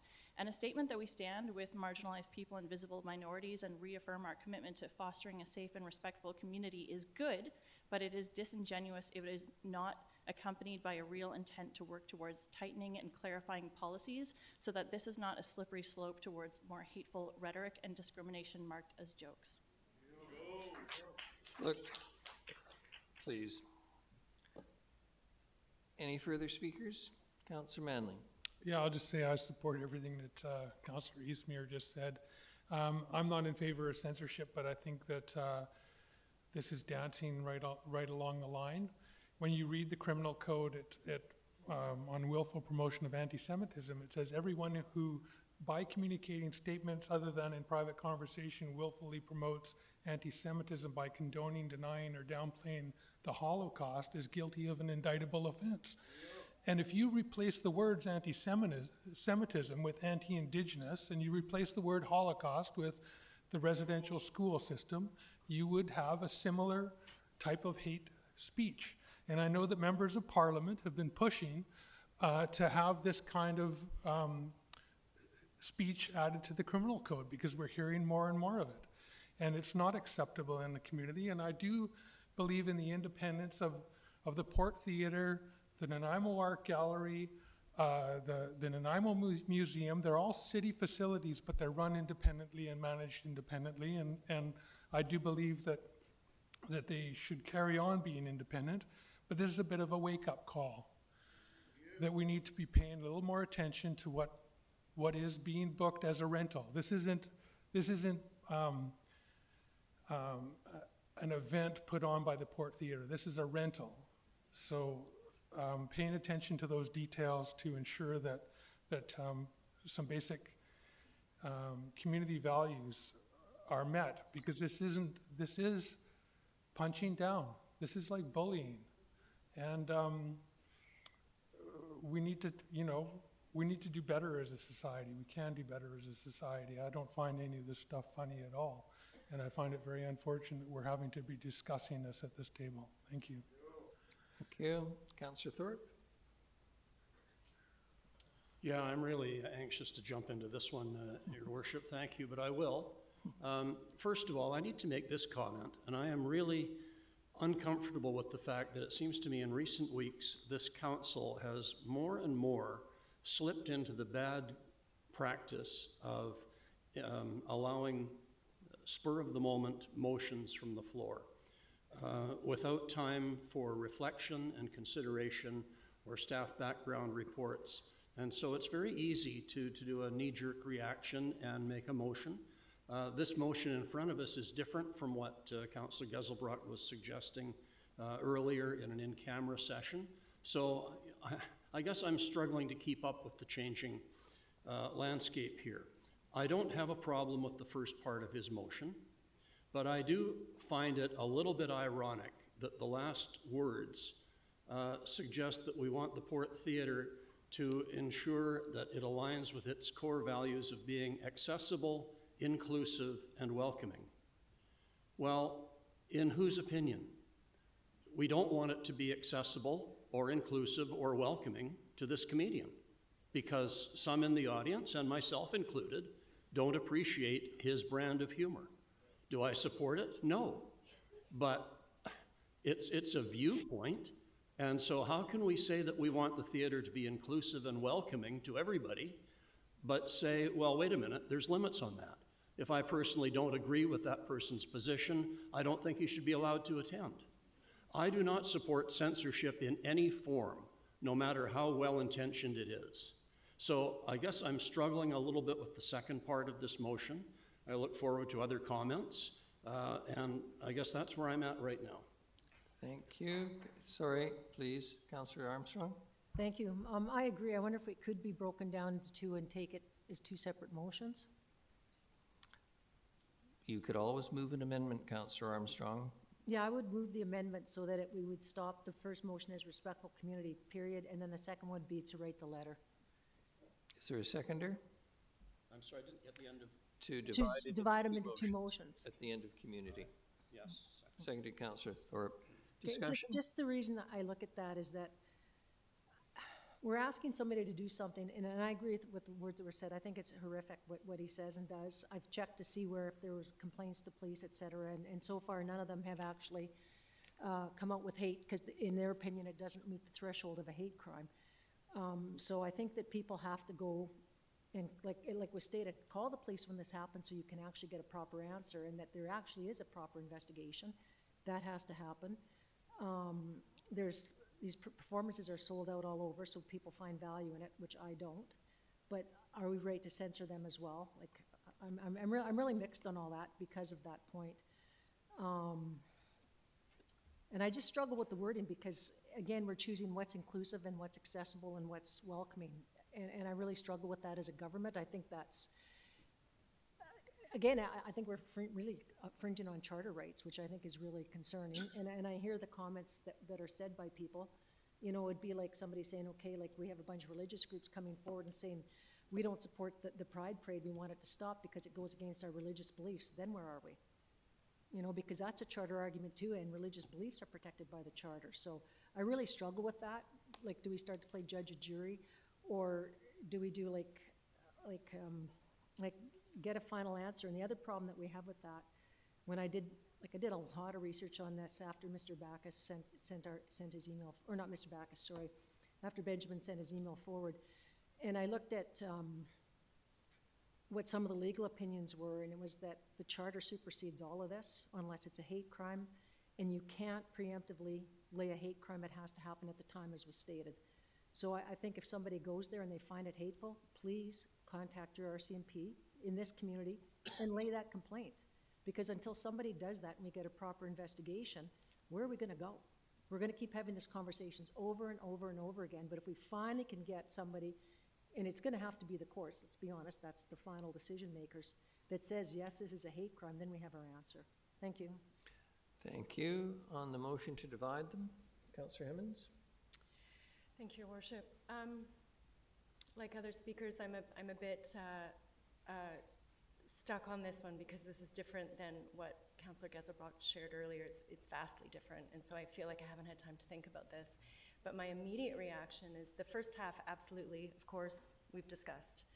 The second piece, writing a letter, I mean, sure, I've had lengthy conversations with the executive director of the Port Theatre about this very issue, and we can absolutely write this letter, but I actually think it's rather benign, because if the board or the society doesn't, you know, their booking practices and their policies are theirs to define, and so we can absolutely say, hey, have a look at them, but that they're theirs to define. So this actually isn't a very, I don't think it's the strong position that Councillor Geselbrecht came out with earlier. So I find myself indifferent to dividing them. I'll see how others feel, but I want to say I'm very strongly in support of the first half, and the second half,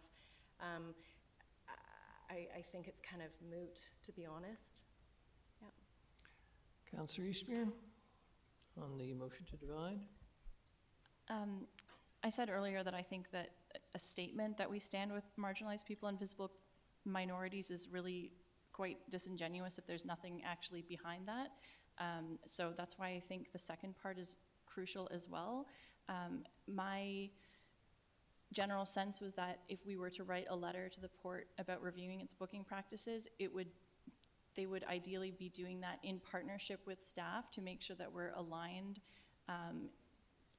with city policies and the port, just because of that co-management agreement and the optics of that, and how that actually functions when it comes to a contentious issue like this. And I really would like to see more alignment between the city and the port, so there isn't confusion when we have something like this come up, and that there is a practice in place that ensures that the value statement also extends, and the respectful spaces idea also extends not just to people attending, but people on stage. You would think that would be obvious, but apparently it's not. So I think that's why I was thinking the letter would be important, and perhaps it's not baked in that city staff would be part of that, but I hope that that will happen in the future.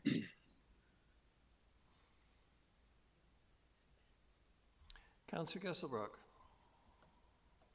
Thanks. I'm opposed to separating them out. Like, really, it is pretty benign.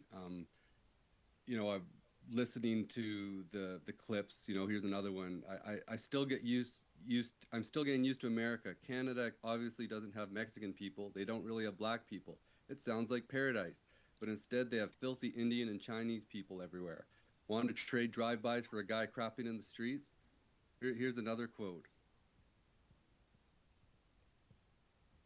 It's not like from Ben Bank, it's not like I see a trans person, take them home and kill them. I don't hate people, right? I don't take them home and kill them. I'm not black. Here's another one.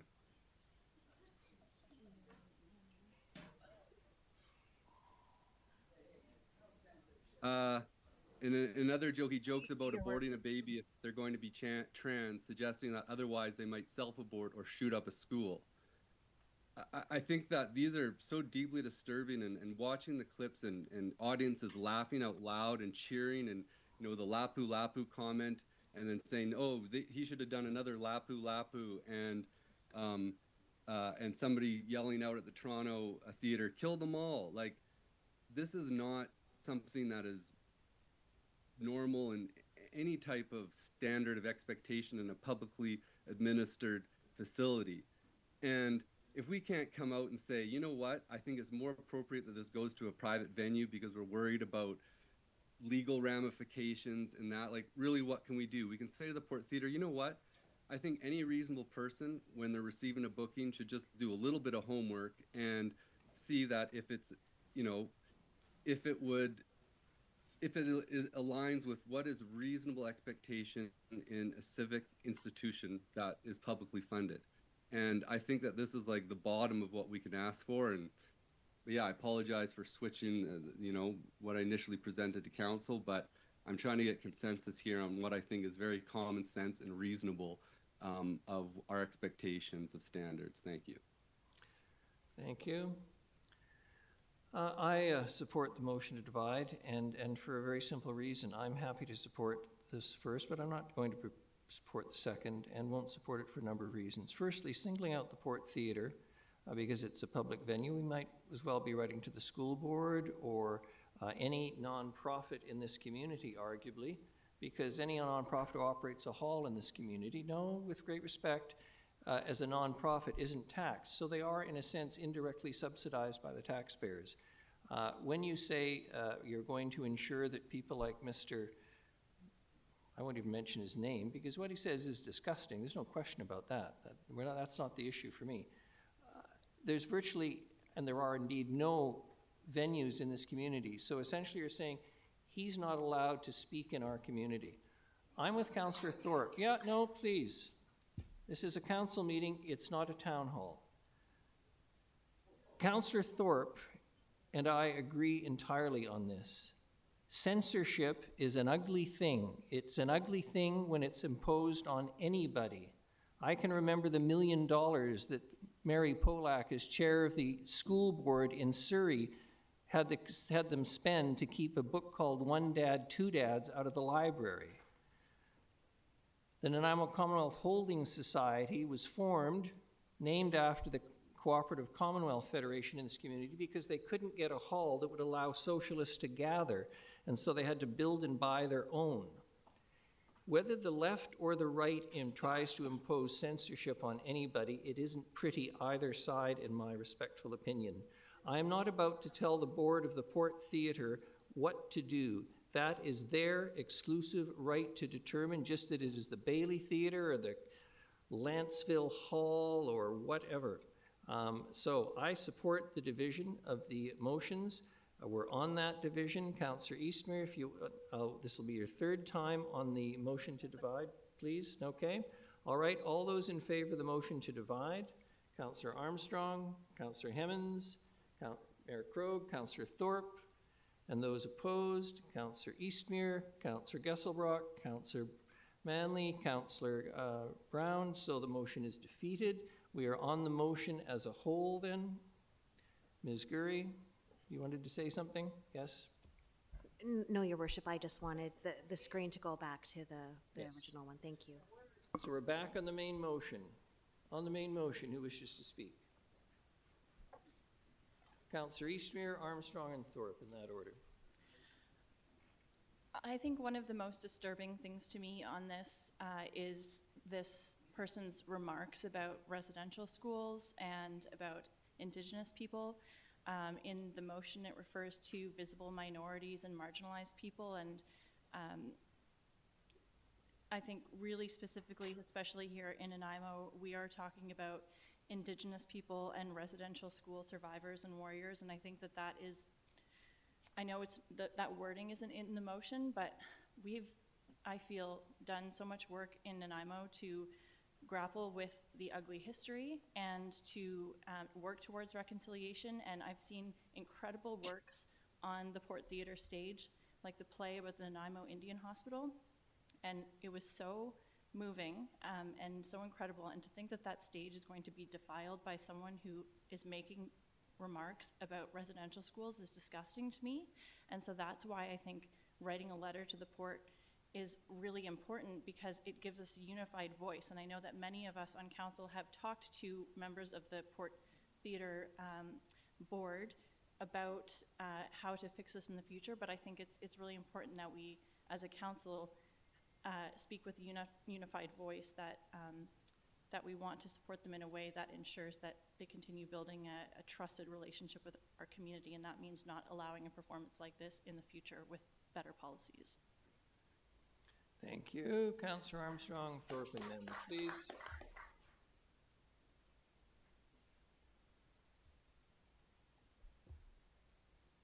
Thank you. I'll be voting in favor because I think the first part is the most important part for me. I think it's really important that we do support our visible minorities. I've got lots of Black friends, lots of Indigenous friends, and this is nothing, and in my opinion, it does verge on hate, but I'm not policing anymore, but I did take many, many statements from those from residential school, and I know the traumas that they went through, and they're horrific. Not even some of their kids know because they were so bad they couldn't tell them. So for me, the most important part is that we do condemn it, and then the Port Theatre has the option of reviewing it or not reviewing it. That's their option. But I just really hope that if somebody goes there and they really feel that this is a hate speech, that finally somebody has the courage to go to the police and lay a complaint. Thank you. Thank you. Councillor Thorpe. Thank you, Your Worship. Excuse me. Thank you, Your Worship. Yeah, I'm sorry the motion to separate this failed because I would have supported the first half, but when it's put together like this, I'm reluctant to have to say that no, I will not support it. I think this is, we're concentrating here on the specific, call them entertainer, performer, and we're forgetting about the larger issue. And the larger issue to me is the issue of censorship and who has the right to say what is appropriate and what is not appropriate in our city. I think our citizens are intelligent enough to vote with their feet or with their dollars and decide what they want to hear or not hear or see or not hear. So who decides what is appropriate? That is not the job of this council, and it's not something that I am prepared to take the role on. Based on a person's personal views, why should they be allowed to decide what is right, what is not? It's a personal viewpoint. Do I accept or believe or support this performer? No, of course not. But I do not accept the idea of censorship. So you can turn your backs on me for all you wish. You're censoring me. Thank you very much. I am not here to make those rulings. Thank you. Thank you very much.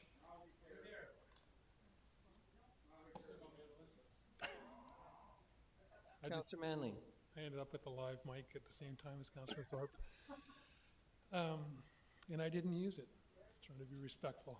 Don't want to censor comment. Somebody's fiddling with this somehow, because Councillor Hemmons is showing up on here, and I am going to support this as it stands. I think we're just requesting a review of booking practices, and that is a very straightforward, simple thing to do. I think that there's probably some learning to be done here, and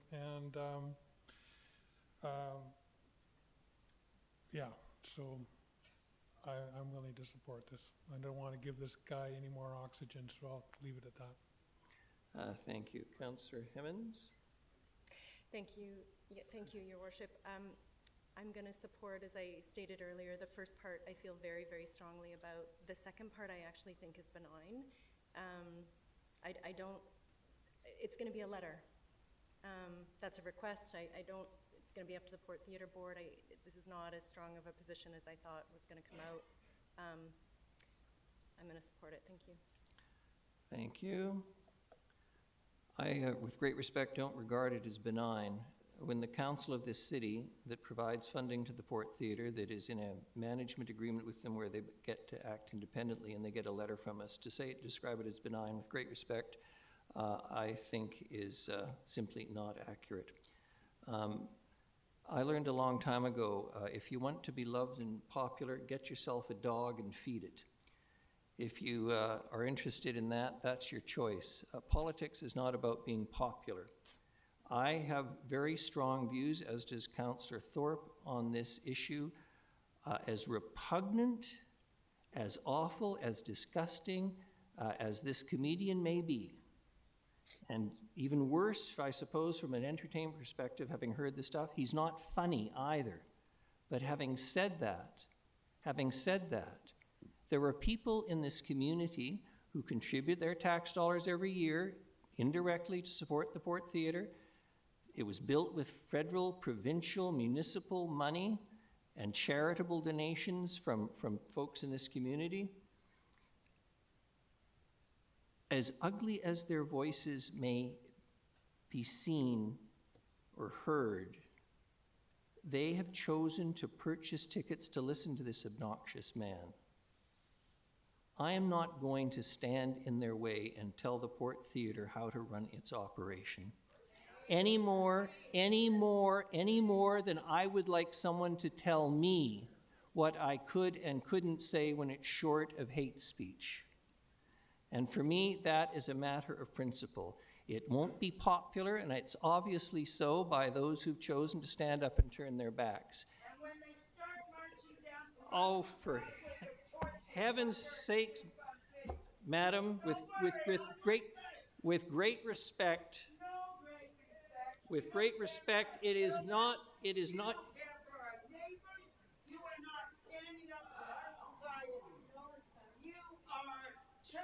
Would you please like to leave? Thank you very much. I appreciate that. You know, I am going to respond to the I'm going to respond to the suggestion of racism. Has anyone looked at the agenda tonight? You know what item B is under 13? It's a motion that this council finally correct the historical wrong and allow the members of Snuneymuxw First Nation on reserve to vote in municipal elections. That's how racist this council is. That's how racist this mayor is. Hillary, With great respect, I have the floor. I am not going to accept being called a racist by somebody who interrupts a public meeting. My position may not be popular, but it is my position. It is one based on principle and experience and having read enough history to understand what it means when you start down this road to censorship. It ends in an ugly way every time, whether it's imposed on the left by the right or the right on the left, or religious views, whether it's anti-Semitism or the Spanish Inquisition. Wherever you are trying to control the thoughts and beliefs, however wrong or right, of others, it is wrong in principle. And that's why I will not support this motion. I do not see it as innocuous. The first part I'd happily support, and by the work of this council, doing what we do around reconciliation with the Protocol Agreement Working Group, flying Snuneymuxw First Nation flag, we send signals to this community where this council really stands. So, Councillor Hemmens, you wish to say something? Yes, thank you, Your Worship. Thank you. Just want to acknowledge how difficult this is, and everyone is feeling elevated. I want to respond to the second half of this motion, telling the Port Theatre what to do. The reason I'm able to vote in support of it is because it's not telling the Port Theatre what to do. It's simply requesting a review. And I can, please don't do that. Please don't do that. That's inappropriate. I can tell you at the library, we struggle with this a lot in terms of who books our public spaces, and we have had requests to review our policies at the library about who comes in and who doesn't, and how we receive that request is, yes, thank you, we protect free speech.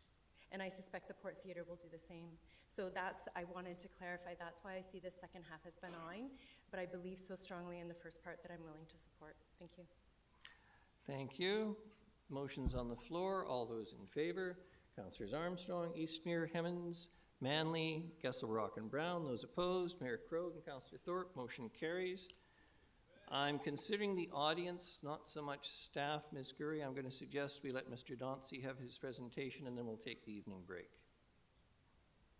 Mr. Dauncey, you're the next delegation, please. Green Industrial Lands. 5 minutes, sir, and I'll let you know when you have a minute left. Thank you, with respect, and thank you for this opportunity to come and speak to you on this matter. Nanaimo won the Planning Institute of BC's. Who do I indicate to turn the slides on? Who's rolling the slides? Where do I look? Why don't you just wait a moment till this thing here, is it? Press the green. Nanaimo City. Significant. No, please, just give it a minute till the room clears of those who don't wish to stay for this portion.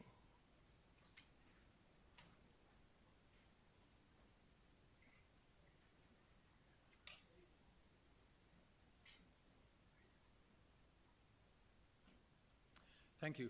So the Nanaimo City Plan won the Planning Institute of BC's Gold Award for Excellence. And the button doesn't work. There we go. And you yourself, Mayor Krogh, said that it will guide the city's social and environmental commitments for many years to come. There's a huge amount of input into this.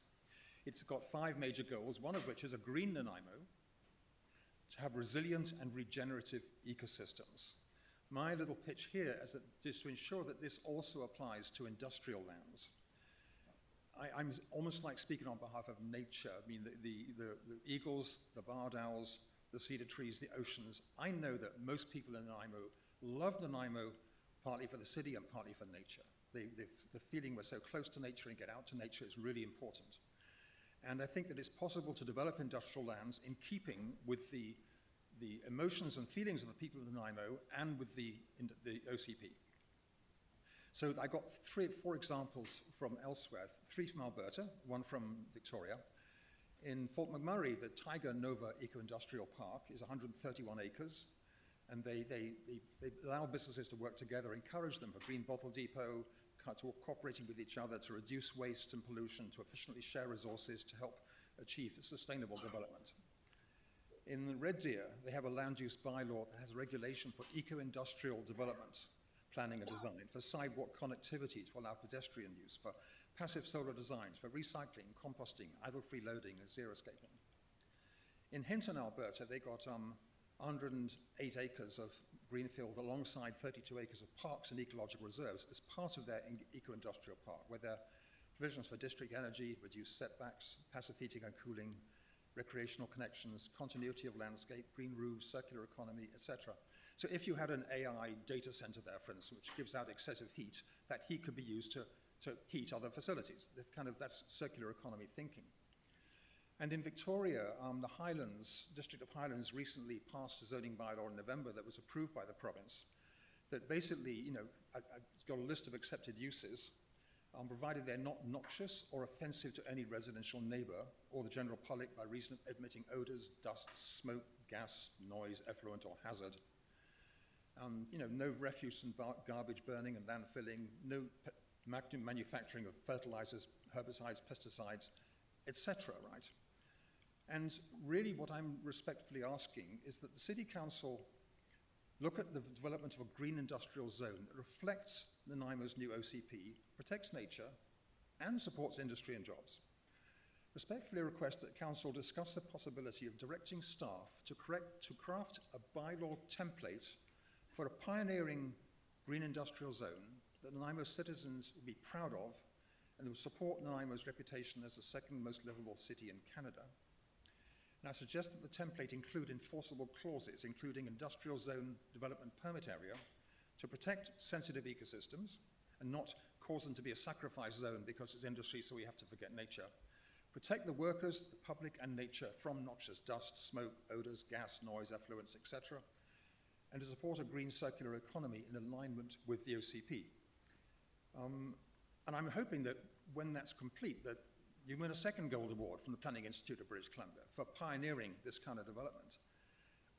I don't think there's reason to assume that because it's zoned heavy industrial, it has to become a sacrifice zone for nature. There can be care for the trees, for the species, for the pathways, for the workers.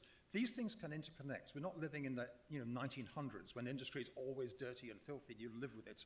When they said, if it's filth is money. 1 minute. Most modern businesses are now looking to have a green perspective, to have green goals in keeping with Nanaimo's own green goals. Thank you. Thank you. Councillor Armstrong, then Councillor Manley. Thank you. I'm just hoping you could send us those slides because I want to go take a look at the communities you mentioned, like Fort McMurray stuff. Yeah, you have a copy of them. I sent them to the city. Oh, okay. Yeah, I'd be interested in doing some more research on how they're attracting. Yeah. Like, do you have any ideas of how to attract some of those industries? Sorry, say that again? How to attract some of the industries if we were to look at that? I don't think you have any trouble. I mean, the green economy sector in British Columbia is growing far faster than any liquefied natural gas sector or dirty industry. It's just the way technology is shifting. That is the way it's going. I mean, the number of builders who want to do green building techniques, the pre-manufactured assembly for housing, the use of laminated timber for putting buildings together to use our forest products. This is the way the economy is growing. And the companies doing that kind of work want to be associated with high standards of ecological care and protection. They don't want to be associated with a company that lets its oil get spilt out and go into the ocean, as happened 3 weeks ago, because that puts a bad feeling on everyone. As the Shonemo Nation recently, they expressed their concern about that kind of thing.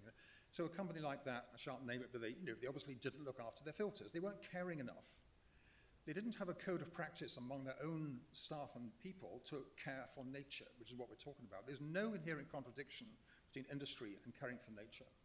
Thank you very much, and always appreciate your passion for this. Thank you. Thank you. Councillor Manley. Thank you, Your Worship. Through you, thank you for the presentation. I was interested in getting copies of it too, because I'm interested in learning more about the 4 different examples that you gave us. Do you know whether they were greenfield industrial sites, or were they industrial sites that were converted? I can't answer that accurately. In other words, no, I don't know. Okay. I haven't done enough homework, right? Okay. Well, I appreciate the presentation, and have a deeper look at it as well. Thank you. Yeah. Thank you very much. It was an interesting presentation. It's an interesting concept. But the challenge we face in Iowa, as you well know, is the shortage of industrial lands of any kind, let alone green industrial lands, in terms of economic development and the future needs of the port in particular around those properties. But it's certainly something to consider. So with respect, there's no contradiction. There's no contradiction between protecting nature and having lands that are industrial. You can find a balance. I mean, there's a give and take on both ways. If there are, you know, if there's nesting habitat, if there's sensitive ecosystem areas, you can weave around them. Workers get a nice place to have their lunch. It doesn't have to become a sea of concrete when all the filth is washed off into the ocean. Very good. Thank you. Okay, thank you. All right, let's take the evening break. Reconvene at 20 after.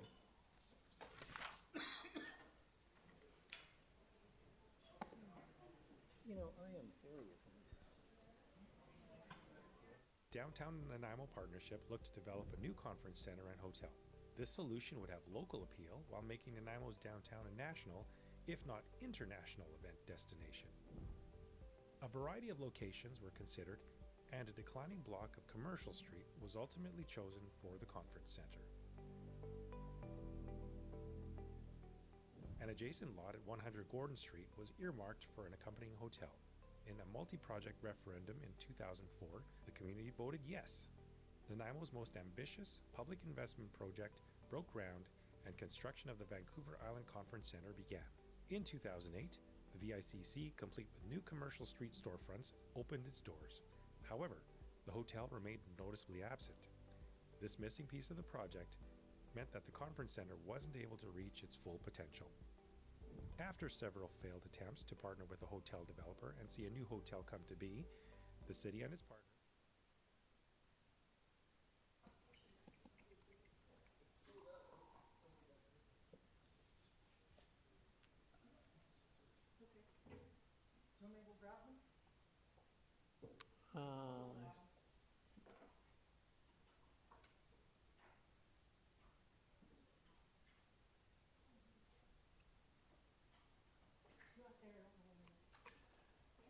All right, let's reconvene. Item 13, administrative reports, renewal of the Nanaimo bylaw, notice, dispute adjudication, registration agreement, and assignment of fines for violations against the cemetery regulation bylaw. There's a mouthful. Ms. Gurry, please. Aren't you glad I read that out for you? Yes, thank you, Your Worship. So that is a mouthful. So this report in front of you is to present an amendment to the bylaw notice enforcement bylaw that would renew the Nanaimo bylaw notice dispute adjudication registration agreement for a 5-year term, the parameters of which are outlined in the staff report. And it's to assign fines for violations against Cemetery Regulation Bylaw 2009, number 7084, which is similar to fines assigned in other municipalities. So we are looking for 3 readings from council should you wish to proceed. Councillor Armstrong. Motion that bylaw notice enforcement amendment bylaw 26, number 7159.26, a bylaw to renew the Nanaimo bylaw notice dispute registration agreement for a 5-year term to end 2030 December 31, to assign fines for violations against Cemetery Regulation Bylaw 2009, number 7084, pass first reading. Seconded, Councillor Thorpe. Any discussion? All those in favor? Any opposed? None. Motion carries. Councillor Motion that the bylaw pass second reading. Seconded, Councillor Thorpe. All those in favor? Any opposed? None. Motion carries. Motion that the bylaw pass third reading. Seconded, Councillor Thorpe. All those in favor? Any opposed? None. Motion carries. The next is B, municipal boundary extension. Again, Ms. Gurry, please. Thank you, Worship. So the purpose of this report is to seek council approval to proceed with an alternative approval process to initiate a municipal boundary extension that would see Snuneymuxw First Nation reserve lands, IRs 1, 2, 3, and 4, be included within the city of Nanaimo. So council approval is being sought to undertake this approval process, otherwise known as an AAP, to initiate the boundary extension that would see Snuneymuxw reserve lands, 1, 2, 3, and 4, included within the city of Nanaimo. In 1975, Nanaimo amalgamated with Harewood, Departure Bay, Wellington, Chase River, Northfield, and Protection Island to form the area that is known today as the city of Nanaimo. Snuneymuxw First Nation reserve lands were not included in the city limits at that time. So in order for them to be included in the boundary, approval of the elector is required. As you are well aware, this council is well aware, there are 2 different methods of obtaining approval of the electors, and staff is recommending the alternative approval process for obtaining this approval. It is an election year. The cost of doing an assent vote, otherwise known as a referendum, is quite costly and time-consuming, and in the election year, it's not very feasible. As well, the goal would be to have Snuneymuxw vote for mayor and council in the 2026 election. Therefore, having that vote happen at that time would defeat the purpose of having them participate in the 2026 municipal election. So we are looking for council to direct the corporate officer, myself, to undertake the AAP process for the municipal boundary extension, determine the total number of electors in the area to which the approval process applies, which is the whole city of Nanaimo, to be 79,569. Establish a deadline of 4:30 p.m. Monday, April 13th, 2026 for receiving electoral response forms. So that would be the deadline. The start of the alternative approval process would be March 11th. Approve the electoral response form as outlined in the attachment A of the staff report, and endorse the AAP communication and engagement strategy as outlined in the attachment C of the staff report. And just a comment on the communication and engagement strategy outlined. It's not limited to what is in there, so more communication and engagement could be done should it deem necessary. So just in order to make sure citizens are informed, and if we notice there are certain questions or confusion around certain areas, we are more than happy to extend that communication and engagement to benefit those individuals and those citizens. So happy to take any questions. Councillor Armstrong. Yeah, I'm just checking something here. Never mind, it's already in the APP form. Thank you. Thank you. Councillor Manley. I was just going to move the recommended motion, option 1, and speak to it. Yes, seconded Councillor Hemmons. Thank you, Your Worship. Yeah, I think for the viewing public, Nanaimo has always had a right to vote in local elections, and I've heard from people that it's not exactly convenient if you're living right in town and having to drive out to Area C just to vote for a school district. So this really is about fairness and equity and ensuring that they can vote within the municipal boundaries where they live. So I'm happy to support this going forward. Thank you. Thank you very much. For the listening audience, because I think there has been a certain amount of misinformation out there, as Councillor Manley's pointed out, they could vote for school board. We have a representative of the school board here tonight, but they had to vote for someone in the regional district. And I must tell you that when shortly after I became mayor and had this discussion with the chief and one of their councillors, I was astonished to find out they couldn't vote in municipal elections except by way of voting for a regional director, which made no sense whatsoever. So we're correcting, I won't call it an historic wrong in too serious a sense, but obviously very much an irritant and an inconvenience, and something completely inconsistent with what most of us, frankly, presumed about our city. So let us move forward. All those in favor? And any opposed? None. Motion carries unanimously. Thank you very much. The next is Public Works Yard Updates, Project Boring Bylaw. Mr. Sims, please. And you've got some folks with you, and you'll introduce them. Thanks, Your Worship. Appreciate the opportunity to be here tonight in front of council again on this particular project. I'm actually quite excited to present this to you. Yes, I'll introduce my colleagues here in a second. As you can see, the report seeks your direction to increase the budget for the Public Works Yards project and give approval to 3 readings of a borrowing bylaw to build the Public Works Yard. So you, council, have been very clear in the community's need for this particular project. The city's operational work groups, both Public Works and Parks, Rec and Culture, those groups that provide the services that the community relies on daily, this will enable them to continue providing that service to a high level. Otherwise, we're thwarted. So I'm just going to name water, sewer, garbage, facilities, vehicle maintenance, roads, parks, trails, sports fields are just a few of those things. As you're well aware, it's been several years that we've been working towards this.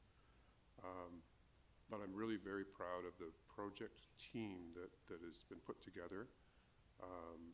And I'll introduce them here shortly, but this team has optimized this project. We've got the right project in place. I'm really pleased, and more so, I'm really pleased about the unity that this team has brought together. It really positions a project for success. And why? I think the vehicle for the project delivery, rather than traditional, it's called integrated project delivery. We've spoken a little bit about this, but it sort of contractualizes, means it formalizes the team structure. We can't have disputes. So all of the decisions are taken together as a team. We commit to the budget that you'll see.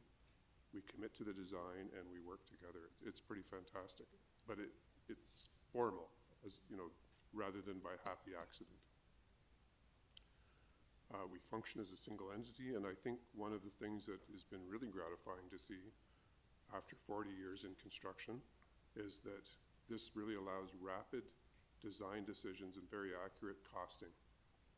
So instead of several weeks to come up with an idea, cycle it through design and get costing and so on, this happens in minutes. It's fantastic. So the price that you see in the report is the right price for the work. And the parties are very highly motivated, again by contract, but again by that sense of unity and teamwork, to find further value. In other words, either cut the cost, improve the site, or whatever it takes. So the project itself is the two highest priorities for Public Works, and we recognize, which are the Fleet Building and the Crew and Admin Building, equally critical to the city's continued operation. We recognize that this is a generational project. The buildings will stand for multiple generations.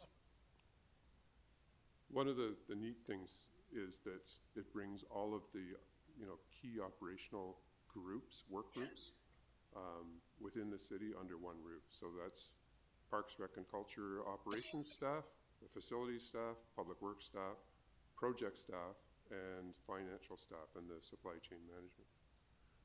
So the project is designed to house 229 staff total, of which 116 will be resident or be working full-time in the office. The fundamental design ethos for the project itself has been really service delivery to the public, to the community. It's not about making things beautiful and pretty and comfortable. It's about service delivery. It's fit for purpose. It's modern. It's efficient and effective in its design and in its function. It's a post-disaster, which means it'll stand up after an earthquake, and it functions as our backup EOC, or Emergency Operations Center. So the current Public Works and Parks operations yards date to a time when the population was about a third, or less than a third, maybe a quarter of what it is today. So we're at 112,000. You'll see the project schedule is about 3 years, by which time we'll be about 120,000 people. So being able to deliver this project for 120,000 people makes a lot of good sense. So as you see in the report, the all-in budget of $79.4 million is significantly less than we had talked about before. It contains a lot less of contingency, but we'll talk a little bit about the risk that's in there, the pricing for risk, and it compares very, very favorably to our colleagues to the south in Saanich at $93 million for a very similar project, so for $15 million higher. So to introduce the project team, to my immediate left, representing Kasian, is Dragana Perusevic.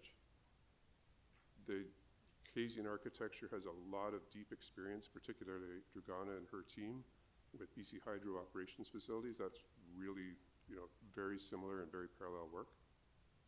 Dragana will give an overview of the validation report that's part of your agenda.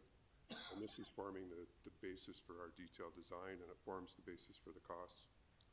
And to Dragana's left is Scott Lachowski, represents the contractor, Nappet Projects, not to be confused with the other one of a similar name. So Nappet Projects is a large building contractor. Scott will talk a little bit about the schedule, the cost, and some of the structural or the constructability questions. And in the audience joining us, of course, part of the project team, Roger Yeager, who's the president of Nappet Projects. who indicated to me that NAPIT does about $120 million annually in building construction projects. So that just is an indication of the depth that they have here. As well, we also have Michael Lonsdale, Paul Rosen, and John Elliott, who play key roles as well. Michael Lonsdale being our senior project manager. So I'm going to pass this over to Dragana, and she can carry it from there. Thank you. Please, welcome. So as Bill has already mentioned, this project addresses the most immediate needs of Nanaimo's Public Works Yard. The project consists of 2 new buildings and updates to immediate yard areas to support those 2 buildings. The first of the 2 buildings is the Crew and Administration Building. It is approximately 4,300 meters squared across 2 floors, supports about a dozen work groups, and 246 staff. Approximately half of that staff is operational and works in the field, and the other half is resident to the building. The second, we'll keep talking about the Crew and Administration Building. So as mentioned, half of the staff is primarily operational. The ground floor primarily supports their operational needs. Along the east side of the building, on the ground floor, facing the yard, are operational zones, supporting crew meetings in the mornings, crew meetings in the evenings, and their operations throughout the day. Throughout the middle of the building are support zones, washrooms, showers, locker rooms, all of the things that the crews need to support their work. Office spaces across the east side facing along a more public face of the building. And in the southwest side is the main building entrance. The building entrance has a little bit of a lobby and access to meeting rooms should there be public access to the building from contractors, the public, other city groups. The second floor is primarily office oriented for those staff that are in the building during the day. It's a fairly traditional second floor workspaces along the exterior of the floor plate and support spaces in through the middle. As Bill mentioned, there is a DOC planned for this building, and it would be on that second floor to support any emergency situations and to act as a secondary EOC as well. The second of the 2 buildings is the Fleet Maintenance Building. Currently, the Fleet Maintenance Building has significant challenges both from a structural standpoint and to support the maintenance of the city's crew, fleet crew. The new fleet maintenance building will be approximately 2,700 meters squared, supporting 17 staff. Of course, the bulk of this area is intended for the maintenance of the fleet vehicles, with a series of vehicle bays to support maintenance of large fleet as well as small fleet and small equipment. Looking at the plan here, the right side, the majority, the two-thirds, more than two-thirds of this building are those maintenance areas. To the left, we have a small portion that is dedicated to administration areas, support for staff, and operational support as well. There is a partial mezzanine here as well for additional parts storage and material storage. But primarily, this building is intended for maintenance, and by separating the 2 buildings allows this building to be pre-engineered building, built for purpose at a lower cost, but able to support that operational requirement. Yeah, additional information on the 2 buildings. They will be steel construction, both buildings, though the Fleet Maintenance Building will be pre-engineered. The Crew and Administration Building will be standard steel construction. Both will be post-disaster.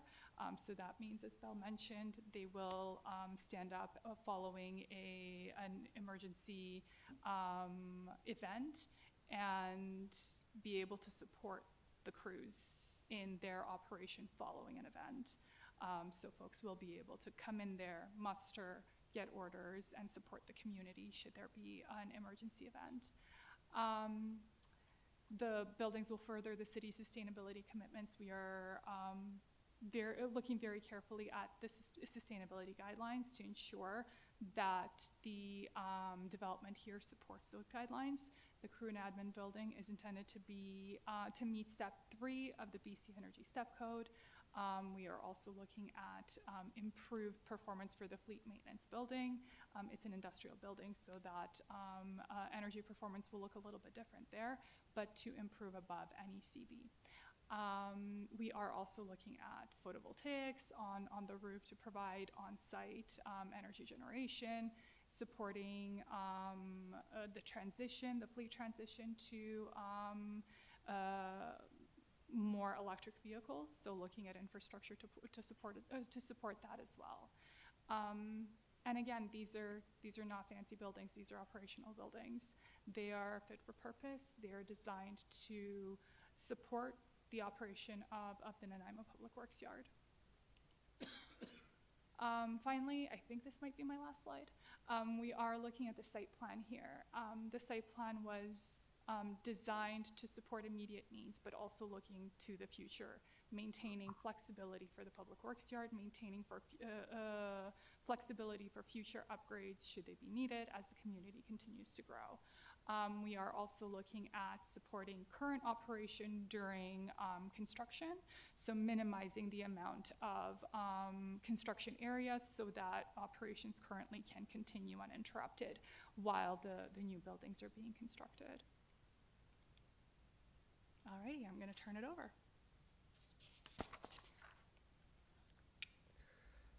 Thank you, Dragana. So price. We are currently in the collaborative development phase under the integrated project delivery model. Unlike traditional delivery where contractors price a nearly complete design, we bring in trade partners and contractors early. That means that the people actually build the systems, the structural, mechanical, electrical systems are pricing the project early, and they're helping validate the pricing.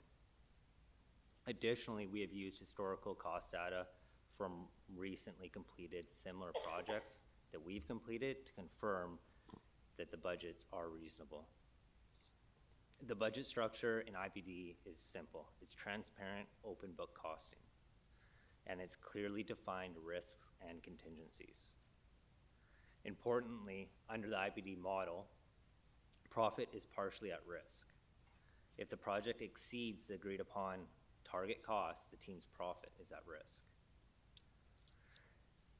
That creates real financial alignment amongst the team to ensure that we deliver on budget. As design progresses and scope becomes more defined, contingency reduces and cost certainty increases. At this stage, we have a stronger cost certainty than a similar project under a traditional delivery method because we've validated using trade partners and leveraging our relationships in the industry. Back to you, Bill. Thanks to you both. So as council recalls, the province adjusted its guidelines around the borrowing regulations and the requirements for attaining the assent of the electors. They've raised that threshold. They call it the assent-free zone, where municipalities refer to the electors to 10% of sustainable revenues. Borrowing under this particular project up to 76.68 million would bring us up to an assent-free, or would bring us up to 4.8% of our sustainable revenues. So we're well within that. And Mr. Sims, if I may, I just want to ask Ms. Mercer, of course, as we are paying down debt, it's not as if this total is going to get added to the debt directly in the normal sense, because we're bringing down debt each year that passes before this is completed. Yes, in a sense. Each year the maximum is calculated or recalculated based on the previous year's financial statements, and then any debt that falls off comes off, any debt that's added is added on, so that number continually changes.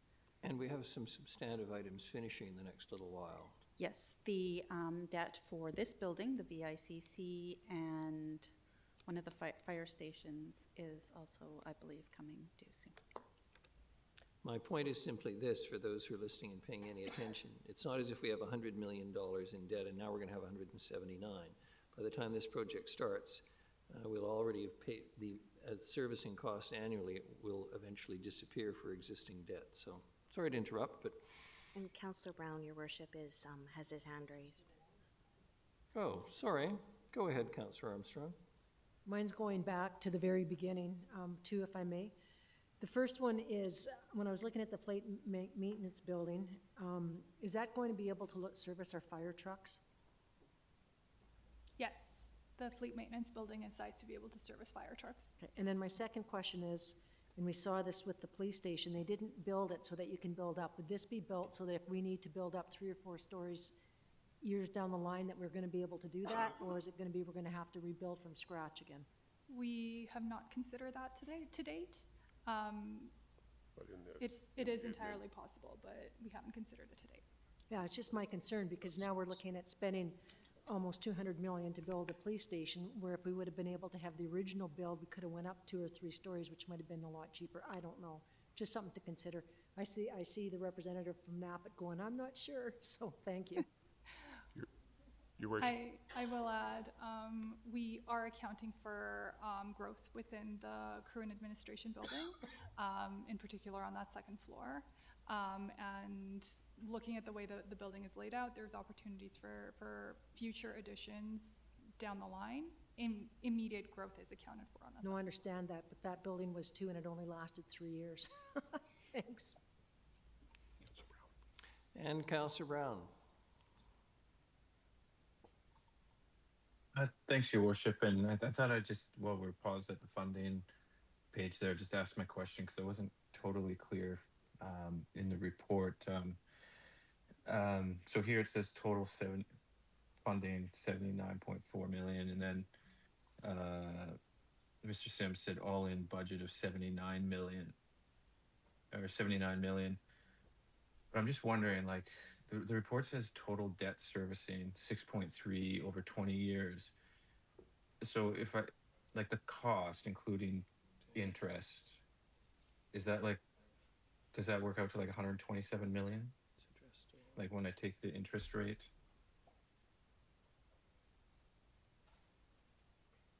Like, so like the all-in cost or the all-in budget over 20 years is, unless I'm misunderstanding this, would it not be like 127 million? Through your worship, yes, that is correct. It would be 126,490 plus dollars. Yeah. Okay. Okay, thank you.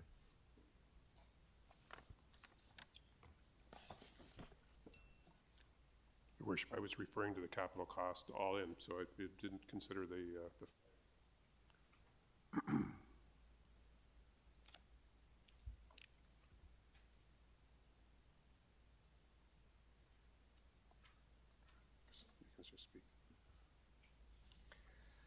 Schedule. From a schedule standpoint, the team has developed an integrated master schedule collaboratively. The IPT model enables early coordination and planning, allowing design and construction to progress concurrently.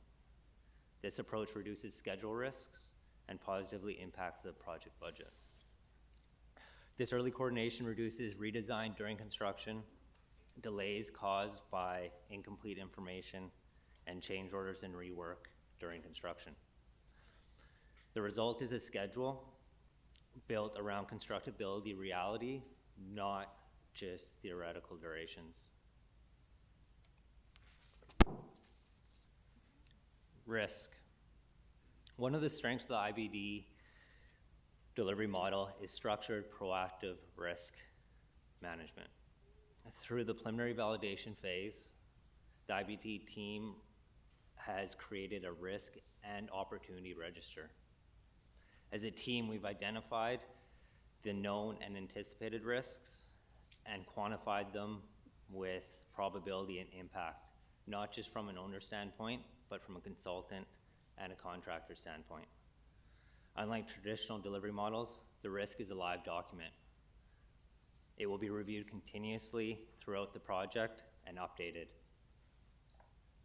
Currently, the primary risks that we've identified fall into the categories of market volatility and material pricing, regulatory approvals, and scope alignment as the design advances. What is important is not that risks exist, all projects have risks, but that risks are visible, quantified, and are managed actively. In addition to the risks, we've tracked opportunities. These include scope optimization, procurement timing strategies, value engineering led by trade expertise, and potential schedule compression.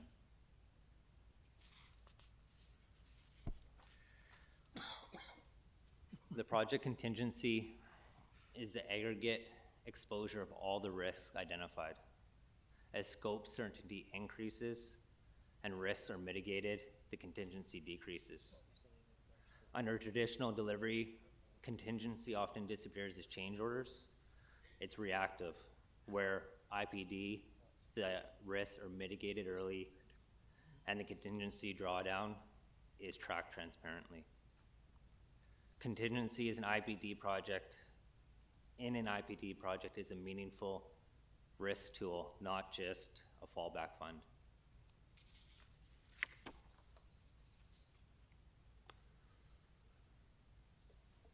Thank you, Your Worship. And just to wrap it up, should council move forward with the borrowing bylaw and authorizing the project, we would continue to just immediately move forward. The project team has already built a momentum, and so this would just continue to, the designs would get completed, the building permits, and as you saw in the schedule, we hope to be digging footings in the fall of this year. So we'd be bringing in the specialist consultants, and appreciate council's indulgence for the length of the presentation. I know I didn't win any points for time tonight, but quite honestly, this is a fantastic opportunity for a legacy for the community. It's really one of these generational type legacy projects that will allow us to continue serving our community. Thank you, council. Thank you very much, Mr. Sims. Councillor Armstrong? Thank you. I don't know if you can answer this or not, but I'm thinking about all the trade agreements coming and going that keep changing every day. Are we trying to do as much as we can buying Canadian products, or are we going to be reliant upon the States and subject to the different tariffs, which could change when CUSMA comes about, if it comes about, because now he's talking about not doing it?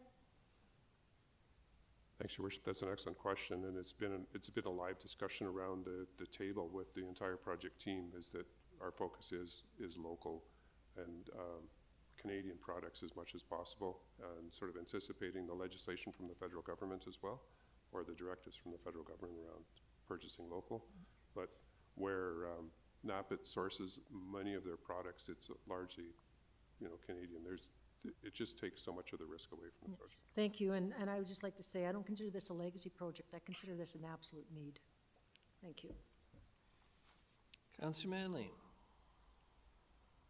Thank you, Your Worship. Through you. Just looking at the crew and administration building, it says there's a shell space for future expansion. Is that, so basically it's for the 3 walls and a roof beside the existing outdoor wall, or what does that look like? Through your worship to Councillor Manley, we are looking at that expansion space and how best to distribute it across the 2nd floor. So it will be minimally finished to allow all of the work groups across the 2nd floor to expand into it in an organic way. So should any work group on that 2nd floor require an additional office or additional workspaces, there is space near them where they can expand into. Okay. And the facilities at Nanaimo Lakes, they're going to be moving down into this operation building as well as the facilities on Prudhoe. And do we know what we're doing with those properties at this point? Certainly, the Prudhoe Parks Yard will be staying within the city's portfolio. It's needed really for the horticultural, and it's downtown, close to where a lot of the plantings are. I'm speaking for PRC, but that's the current plan. And there may be, you know, some ancillary uses to that. I don't know if Ms. Bhopal Singh wants to add anything, or Ms. Osborne. Ms. Bhopal Singh. Through the chair, we will have to see how the operations work out, but we'll have to keep some of the existing spaces in use for a while. Thank you. And then there'll be some consolidation of workers from places like Bowen Park and Bevan. Correct. Yeah. Yes. Okay. Thank you. And I understand that there's going to be solar voltaic on the admin building. Correct. And a fairly large array. Future potential for battery storage, and yeah, great. Thank you. Thank you. Councillor Brown, then Councillor Hemmons.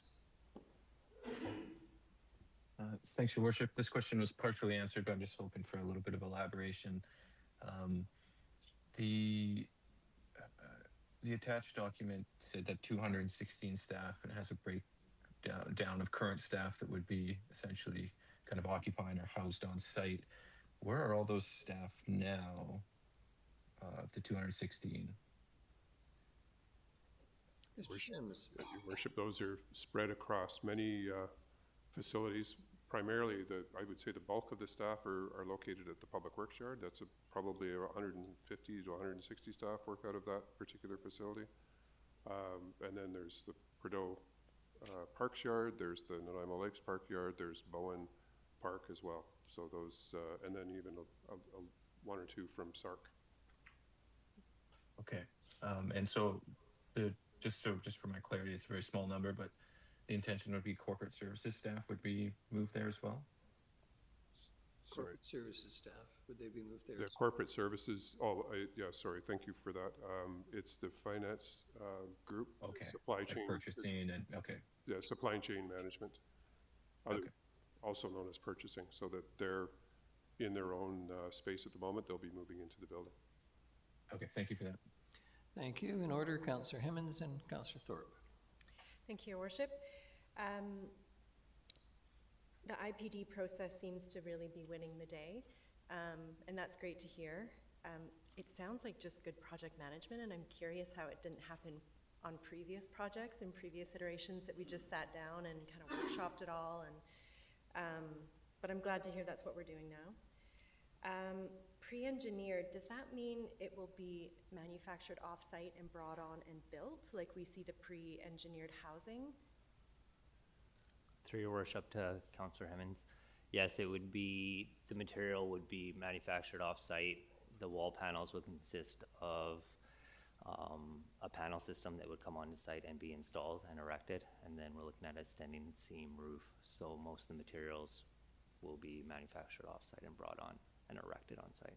Thank you. And does that speed up our delivery time, our construction time, like it does with housing? Yes, it does. Great. Shorten the schedule as it's positive to the budget. Great. So. I was really glad to hear about the growth, because I'm reminded when we rebuilt the ICU to the cost of tens of millions of dollars, we actually only added 2 beds, which was kind of, wow, we probably should have added more. So I'm glad to hear that we're accounting for growth. The capital cost, so going back to Councillor Brown's question, so we're saying that this is a $78 million build, but ultimately with our debt servicing, it's going to be $126 million. The $93 million project referenced that just passed in Saanich, is that just the capital? Yeah, I just want to make sure we're comparing apples to apples. The apples to apples comparison would be the Saanich is 93 million versus our 79.4. Okay, thank you. Thank you. Councillor Thorpe. Thank you very much, Your Worship. I do have a question and a comment before we get into recommendations and bylaws. Thank you for being here and filling us in. My question is related to the fact that we've referenced accommodate up to 263 staff. So I really hate to bring up this word, but parking.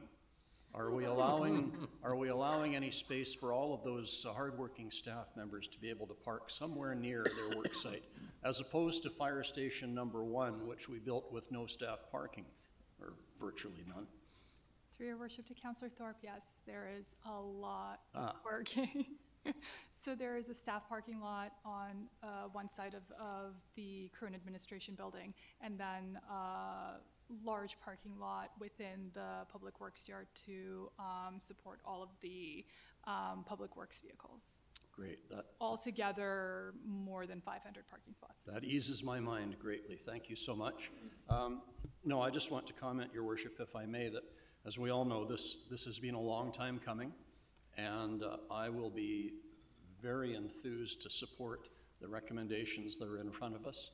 The integrated project delivery, as Councillor Hemmons indicated, seems to be a real winner, and I appreciate the revised budgeting and the planning that's gone into this. So a lot of hard work. I think we're getting it right, and as Councillor Armstrong said, this is not a nice to have. Our city needs this. It's a top priority. So hopefully we can move it ahead as quickly as possible as per your timeline. Thank you very much. Thank you. Councillor Hemmons. Thank you, Your Worship. Quickly, the map that showed the new buildings, could I please be reminded of the interface between our temporary housing and the new build and what those timelines will look like?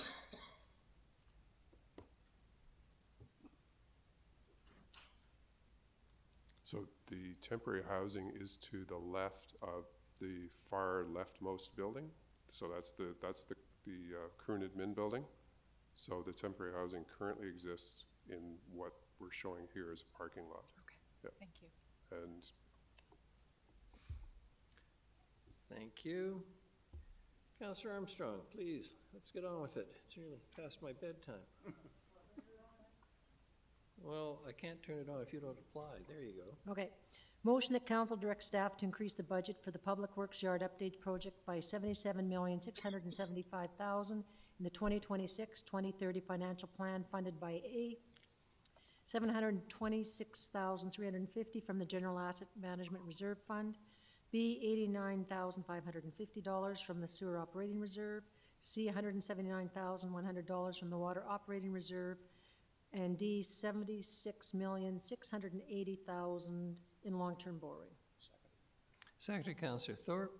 All those in favor? And any opposed? Councillor Gesselbrock, are you? In favor, he said. Councillor Brown, are you opposed? I would like to speak to it, though, before we take the fine. vote. We won't pass it. Let's go back. Go ahead.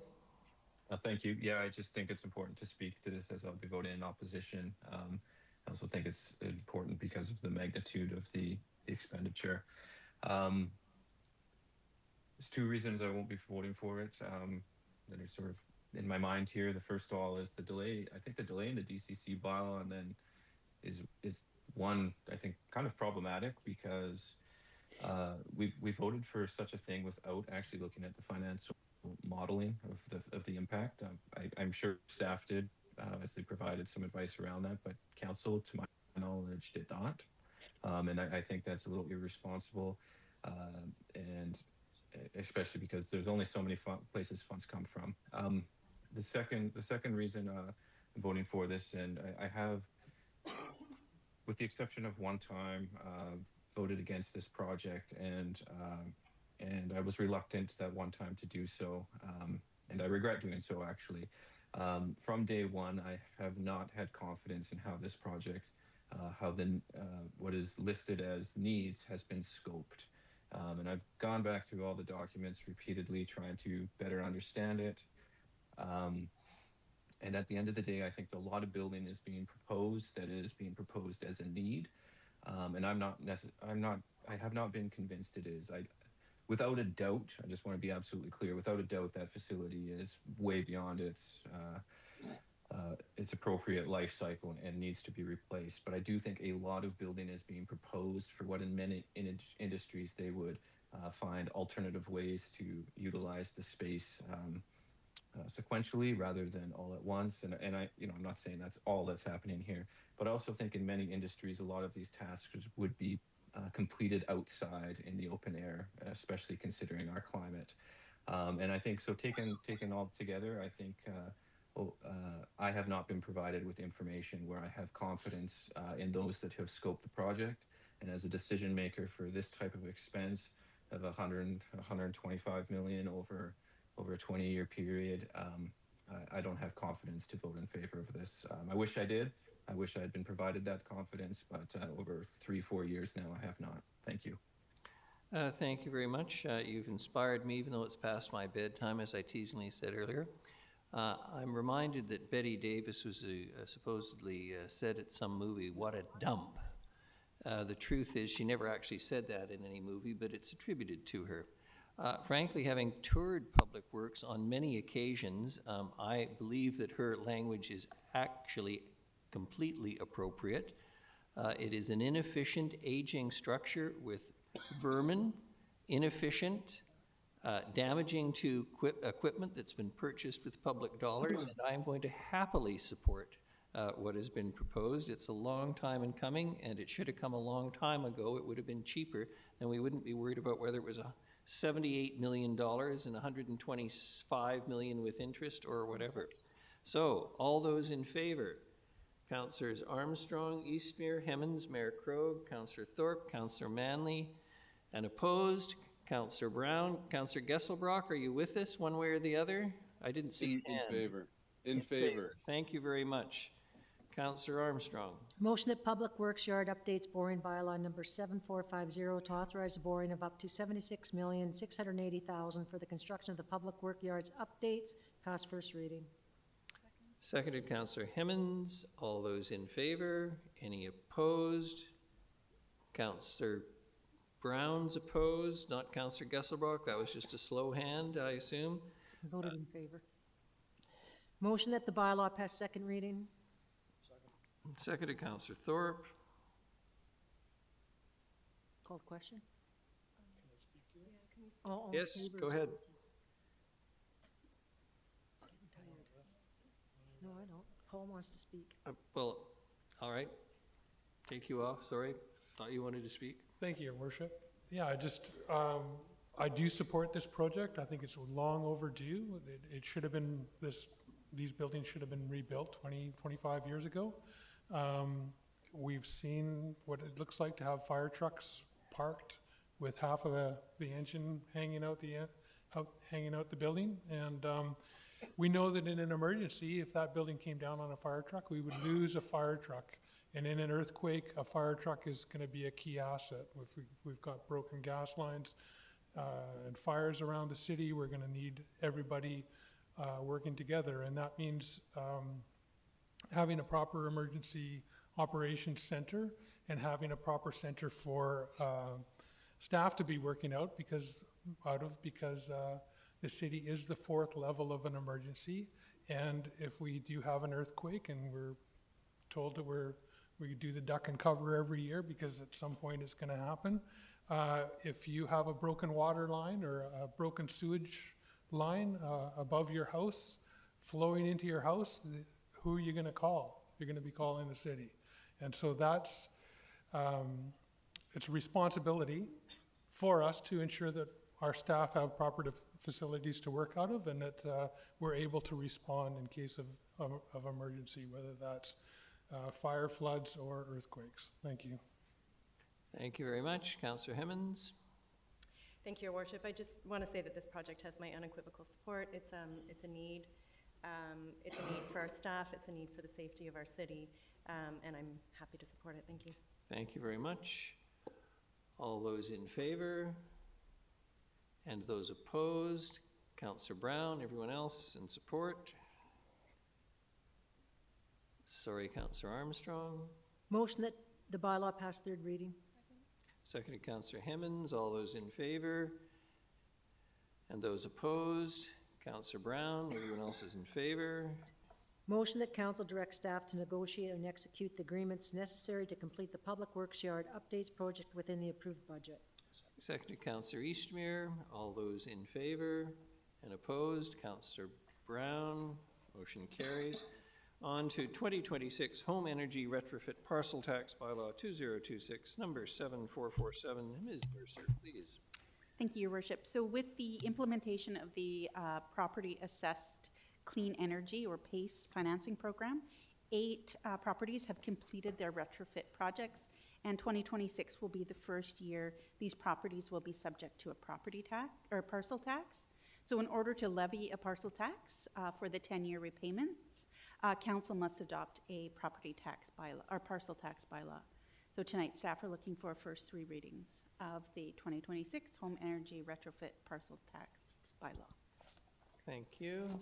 Motion that the 2026 home energy retrofit parcel tax bylaw 2026, number 7447, a bylaw to impose parcel tax on benefiting parcels for the financing of the home energy retrofit program, pass first reading. Seconded Councillor Hemmons. All those in favor? Any opposed? None. Motion carries. Motion that the bylaw pass second reading. Seconded Councillor Eastmere. All those in favor? Any opposed? None. Motion carries. Motion that the bylaw pass third reading. Seconded Councillor Thorpe. All those in favor? Any opposed? None. Motion carries. Motion that council establish 2026 April 22 as the date for the parcel tax review panel meeting. Seconded Councillor Thorpe. All those in favor? Any opposed? None. Motion carries. Now on to item 14, development reports, housing agreement number HA17-1850 Boxwood Road. There is a recommended motion. Motion that housing agreement bylaw 2026 number 7430 to secure the terms and conditions of occupancy for a complex care housing development at 1850 Boxwood Road pass first reading. Seconded Councillor Eastmere. All those in favor? Any opposed? Not seeing any. Thank you. Motion that the bylaw pass second reading. Seconded Councillor Hemmons. All those in favor? Any opposed? None. Motion carries. Motion that the bylaw pass third reading. Seconded Councillor Thorpe. All those in favor? Any opposed? None. Motion carries. Motion that council direct staff to secure a Land Title Act Section 219 covenant to reinforce the terms of the housing agreement following adoption of the bylaw. Seconded Councillor Hemmons. All those in favor? Any opposed? None. Motion carries. On to item 14B, rezoning application number RA 511-2263 Jinglepot Road. Okay. Motion that zoning amendment bylaw 2026 number 4500.248 to rezone 2263 Jinglepot Road to allow a site-specific seniors congregate housing and accessory dwelling unit use within a site-specific density in the 3 and 4 residential R5 zone. Pass first reading. Seconded Councillor Thorpe. All those in favor? Any opposed? None. Motion carries. Motion that the bylaw pass second reading. Seconded Councillor Manley. All those in favor? Any opposed? None. Motion carries. Motion that the bylaw pass third reading. Seconded Councillor Eastmere. All those in favor? Any opposed? None. Motion carries. Motion that council direct staff to secure the conditions related to zoning amendment bylaw 2026 number 4500.248 is outlined in the conditions of rezoning section of the staff report dated 2026 February 23 prior to final adoption. Seconded Councillor Thorpe. All those in favor? Any opposed? None. Motion carries. We're on to item 15, bylaws. Zoning amendment bylaw 2025 number 4500.240. Motion that zoning amendment bylaw 2025 number 4500.240 be adopted.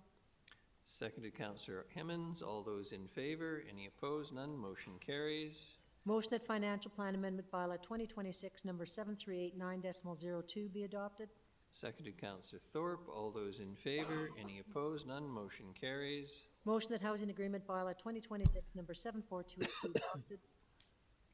Seconded Councillor Hemmons. All those in favor? Any opposed? None. Motion carries. We do have correspondence from the BC Wildlife Federation, request for letter of support, recapacity grant for wetland restoration at East Wellington Park. Moved Councillor Eastmere. Second. Seconded Councillor Armstrong. Any discussion? A letter of support. All those in favor and any opposed? None. Motion carries. Councillor Brown, item 15, notice of motion. Consider it delivered, Your Worship. Thank you. Is there a seconder? It's just a Councillor notice. Manley. It's just a notice. Sorry, oh yes, it's just a notice. So used to jumping ahead with motions tonight, I just got a little ahead of myself. Thank you. We have no other business. 11A, Jeff Annesley. Mr. Annesley. How's it going tonight, guys? I was just wondering, when it comes to what seemed like significant increases in the DCC and obviously the implementation of the ACCs, when you were doing that, were there discussions about tying it to inflation as opposed to simply just a big jump Yes, there was discussion around that, but it I know makes, there's other municipalities that do that, so I'm just wondering what that looked like. Ms. Mercer, I'll look to you, but Mr. Lindsay, I don't think there are municipalities that tie it to that because it's just too problematic. It becomes a bit of an administrative nightmare, but it was considered by council, I can tell you that much. Ms. Mercer? Your worship, it is an option, and I understand that there are some municipalities that do it. It can be administratively burdensome, but it is possible to do. Yeah. There was discussion, but no decision was made on that. We did consider it, I assure you, if you check the record. All right. That's your question, thank you. The next is NPAG. Mr. Rokeby. I assume that's on the delegation No. and the motion. Yes, Sorry, Your on Worship, the- and there's no questions that are allowed on delegations. But there is a motion. We did pass a motion with respect. I'm not here to address the delegation. I'm here to ask a question about the Nanaimo Performing Arts Guild report. Oh, so now I'm Performing Arts. Sorry, if you give me a Sorry. number. I know that's been the focus of the night, and Thank you. sorry to bring up something so mundane. Yes, 8A. Yeah. Well, thank you for taking my question. Nice squeal, everyone. My name is Tom Rokeby, and I'm appearing here tonight in my role as Artistic Director of Reconciliation Theatre Society.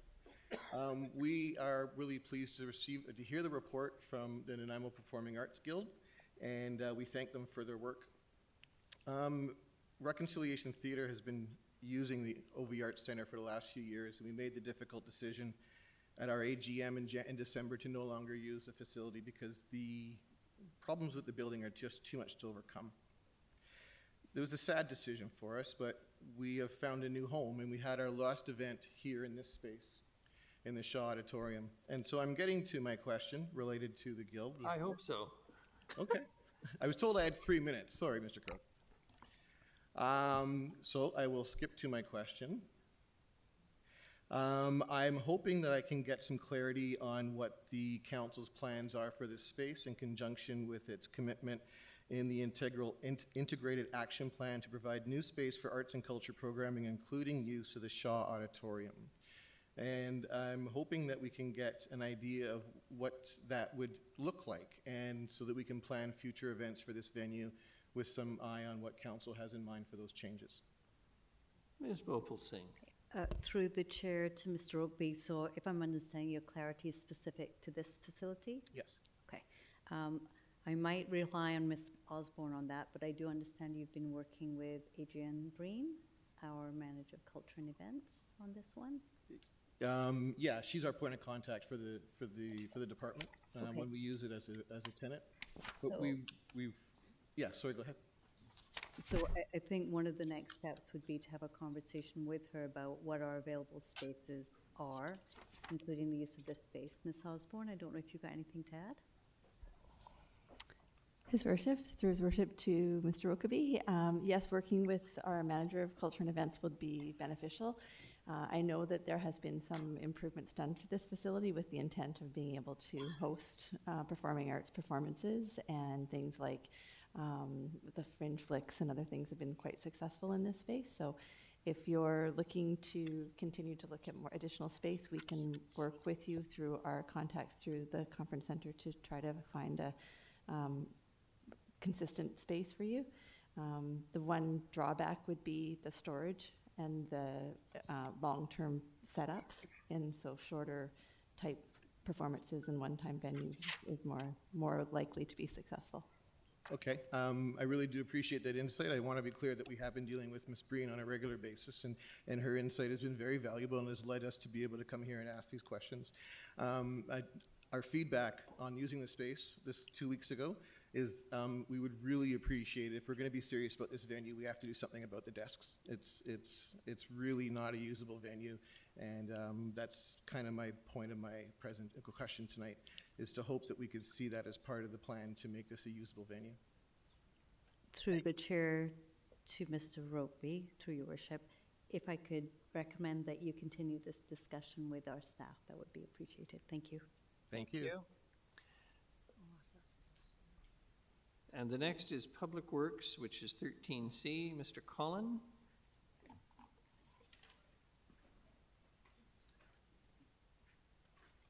Thanks for a lively meeting.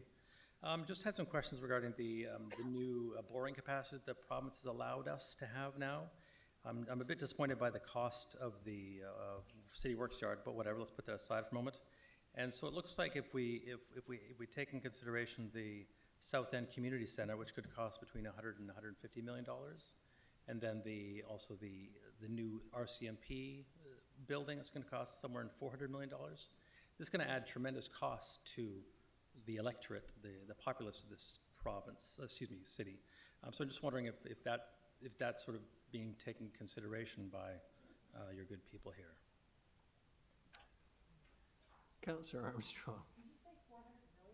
I thought that was the RCMP. Okay. I mean, it's still very significant, absolutely, no doubt, but these are things we have to have. Right. But in terms of the amount of stuff that keeps adding on, but like Mr. Collins, it'll add on like $200, $300, $400 the budget a has year. not been approved for Sorry? a number of the projects you've referred to. The budgets have not been approved, construction not approved. They are what we think we need, believe we need, and their costs are not really, I wouldn't even dare to call them estimates at this stage. That kind of work has not been done, so you're a little early to get worried about where the borrowing costs are going. We're very conscious as council of the total number of projects that we require and what their potential costs are, but they are not approved projects. That's like saying, you know, we need another bridge across the Fraser, but what's it going to cost? I mean, we're not there yet. Right, So but we're aware these are projects sort of stewing some in the background, so that the projects that will come to fruition at some point, they'll have to be At some point. costed out, yeah. And some point the heavens will fall, or I'll get old and die too, but it's a long ways down the road, I hope. I'm not trying to be too cheeky, but I appreciate the point of your question, but you're way early. Okay, all right. When they're approved, then you can start to panic. Okay, thank you. Thank you. Motion for adjournment. Moved Councillor Eastmere, seconded Councillor Thorpe. All those in favor? Motion carries. Thank you very much, everyone.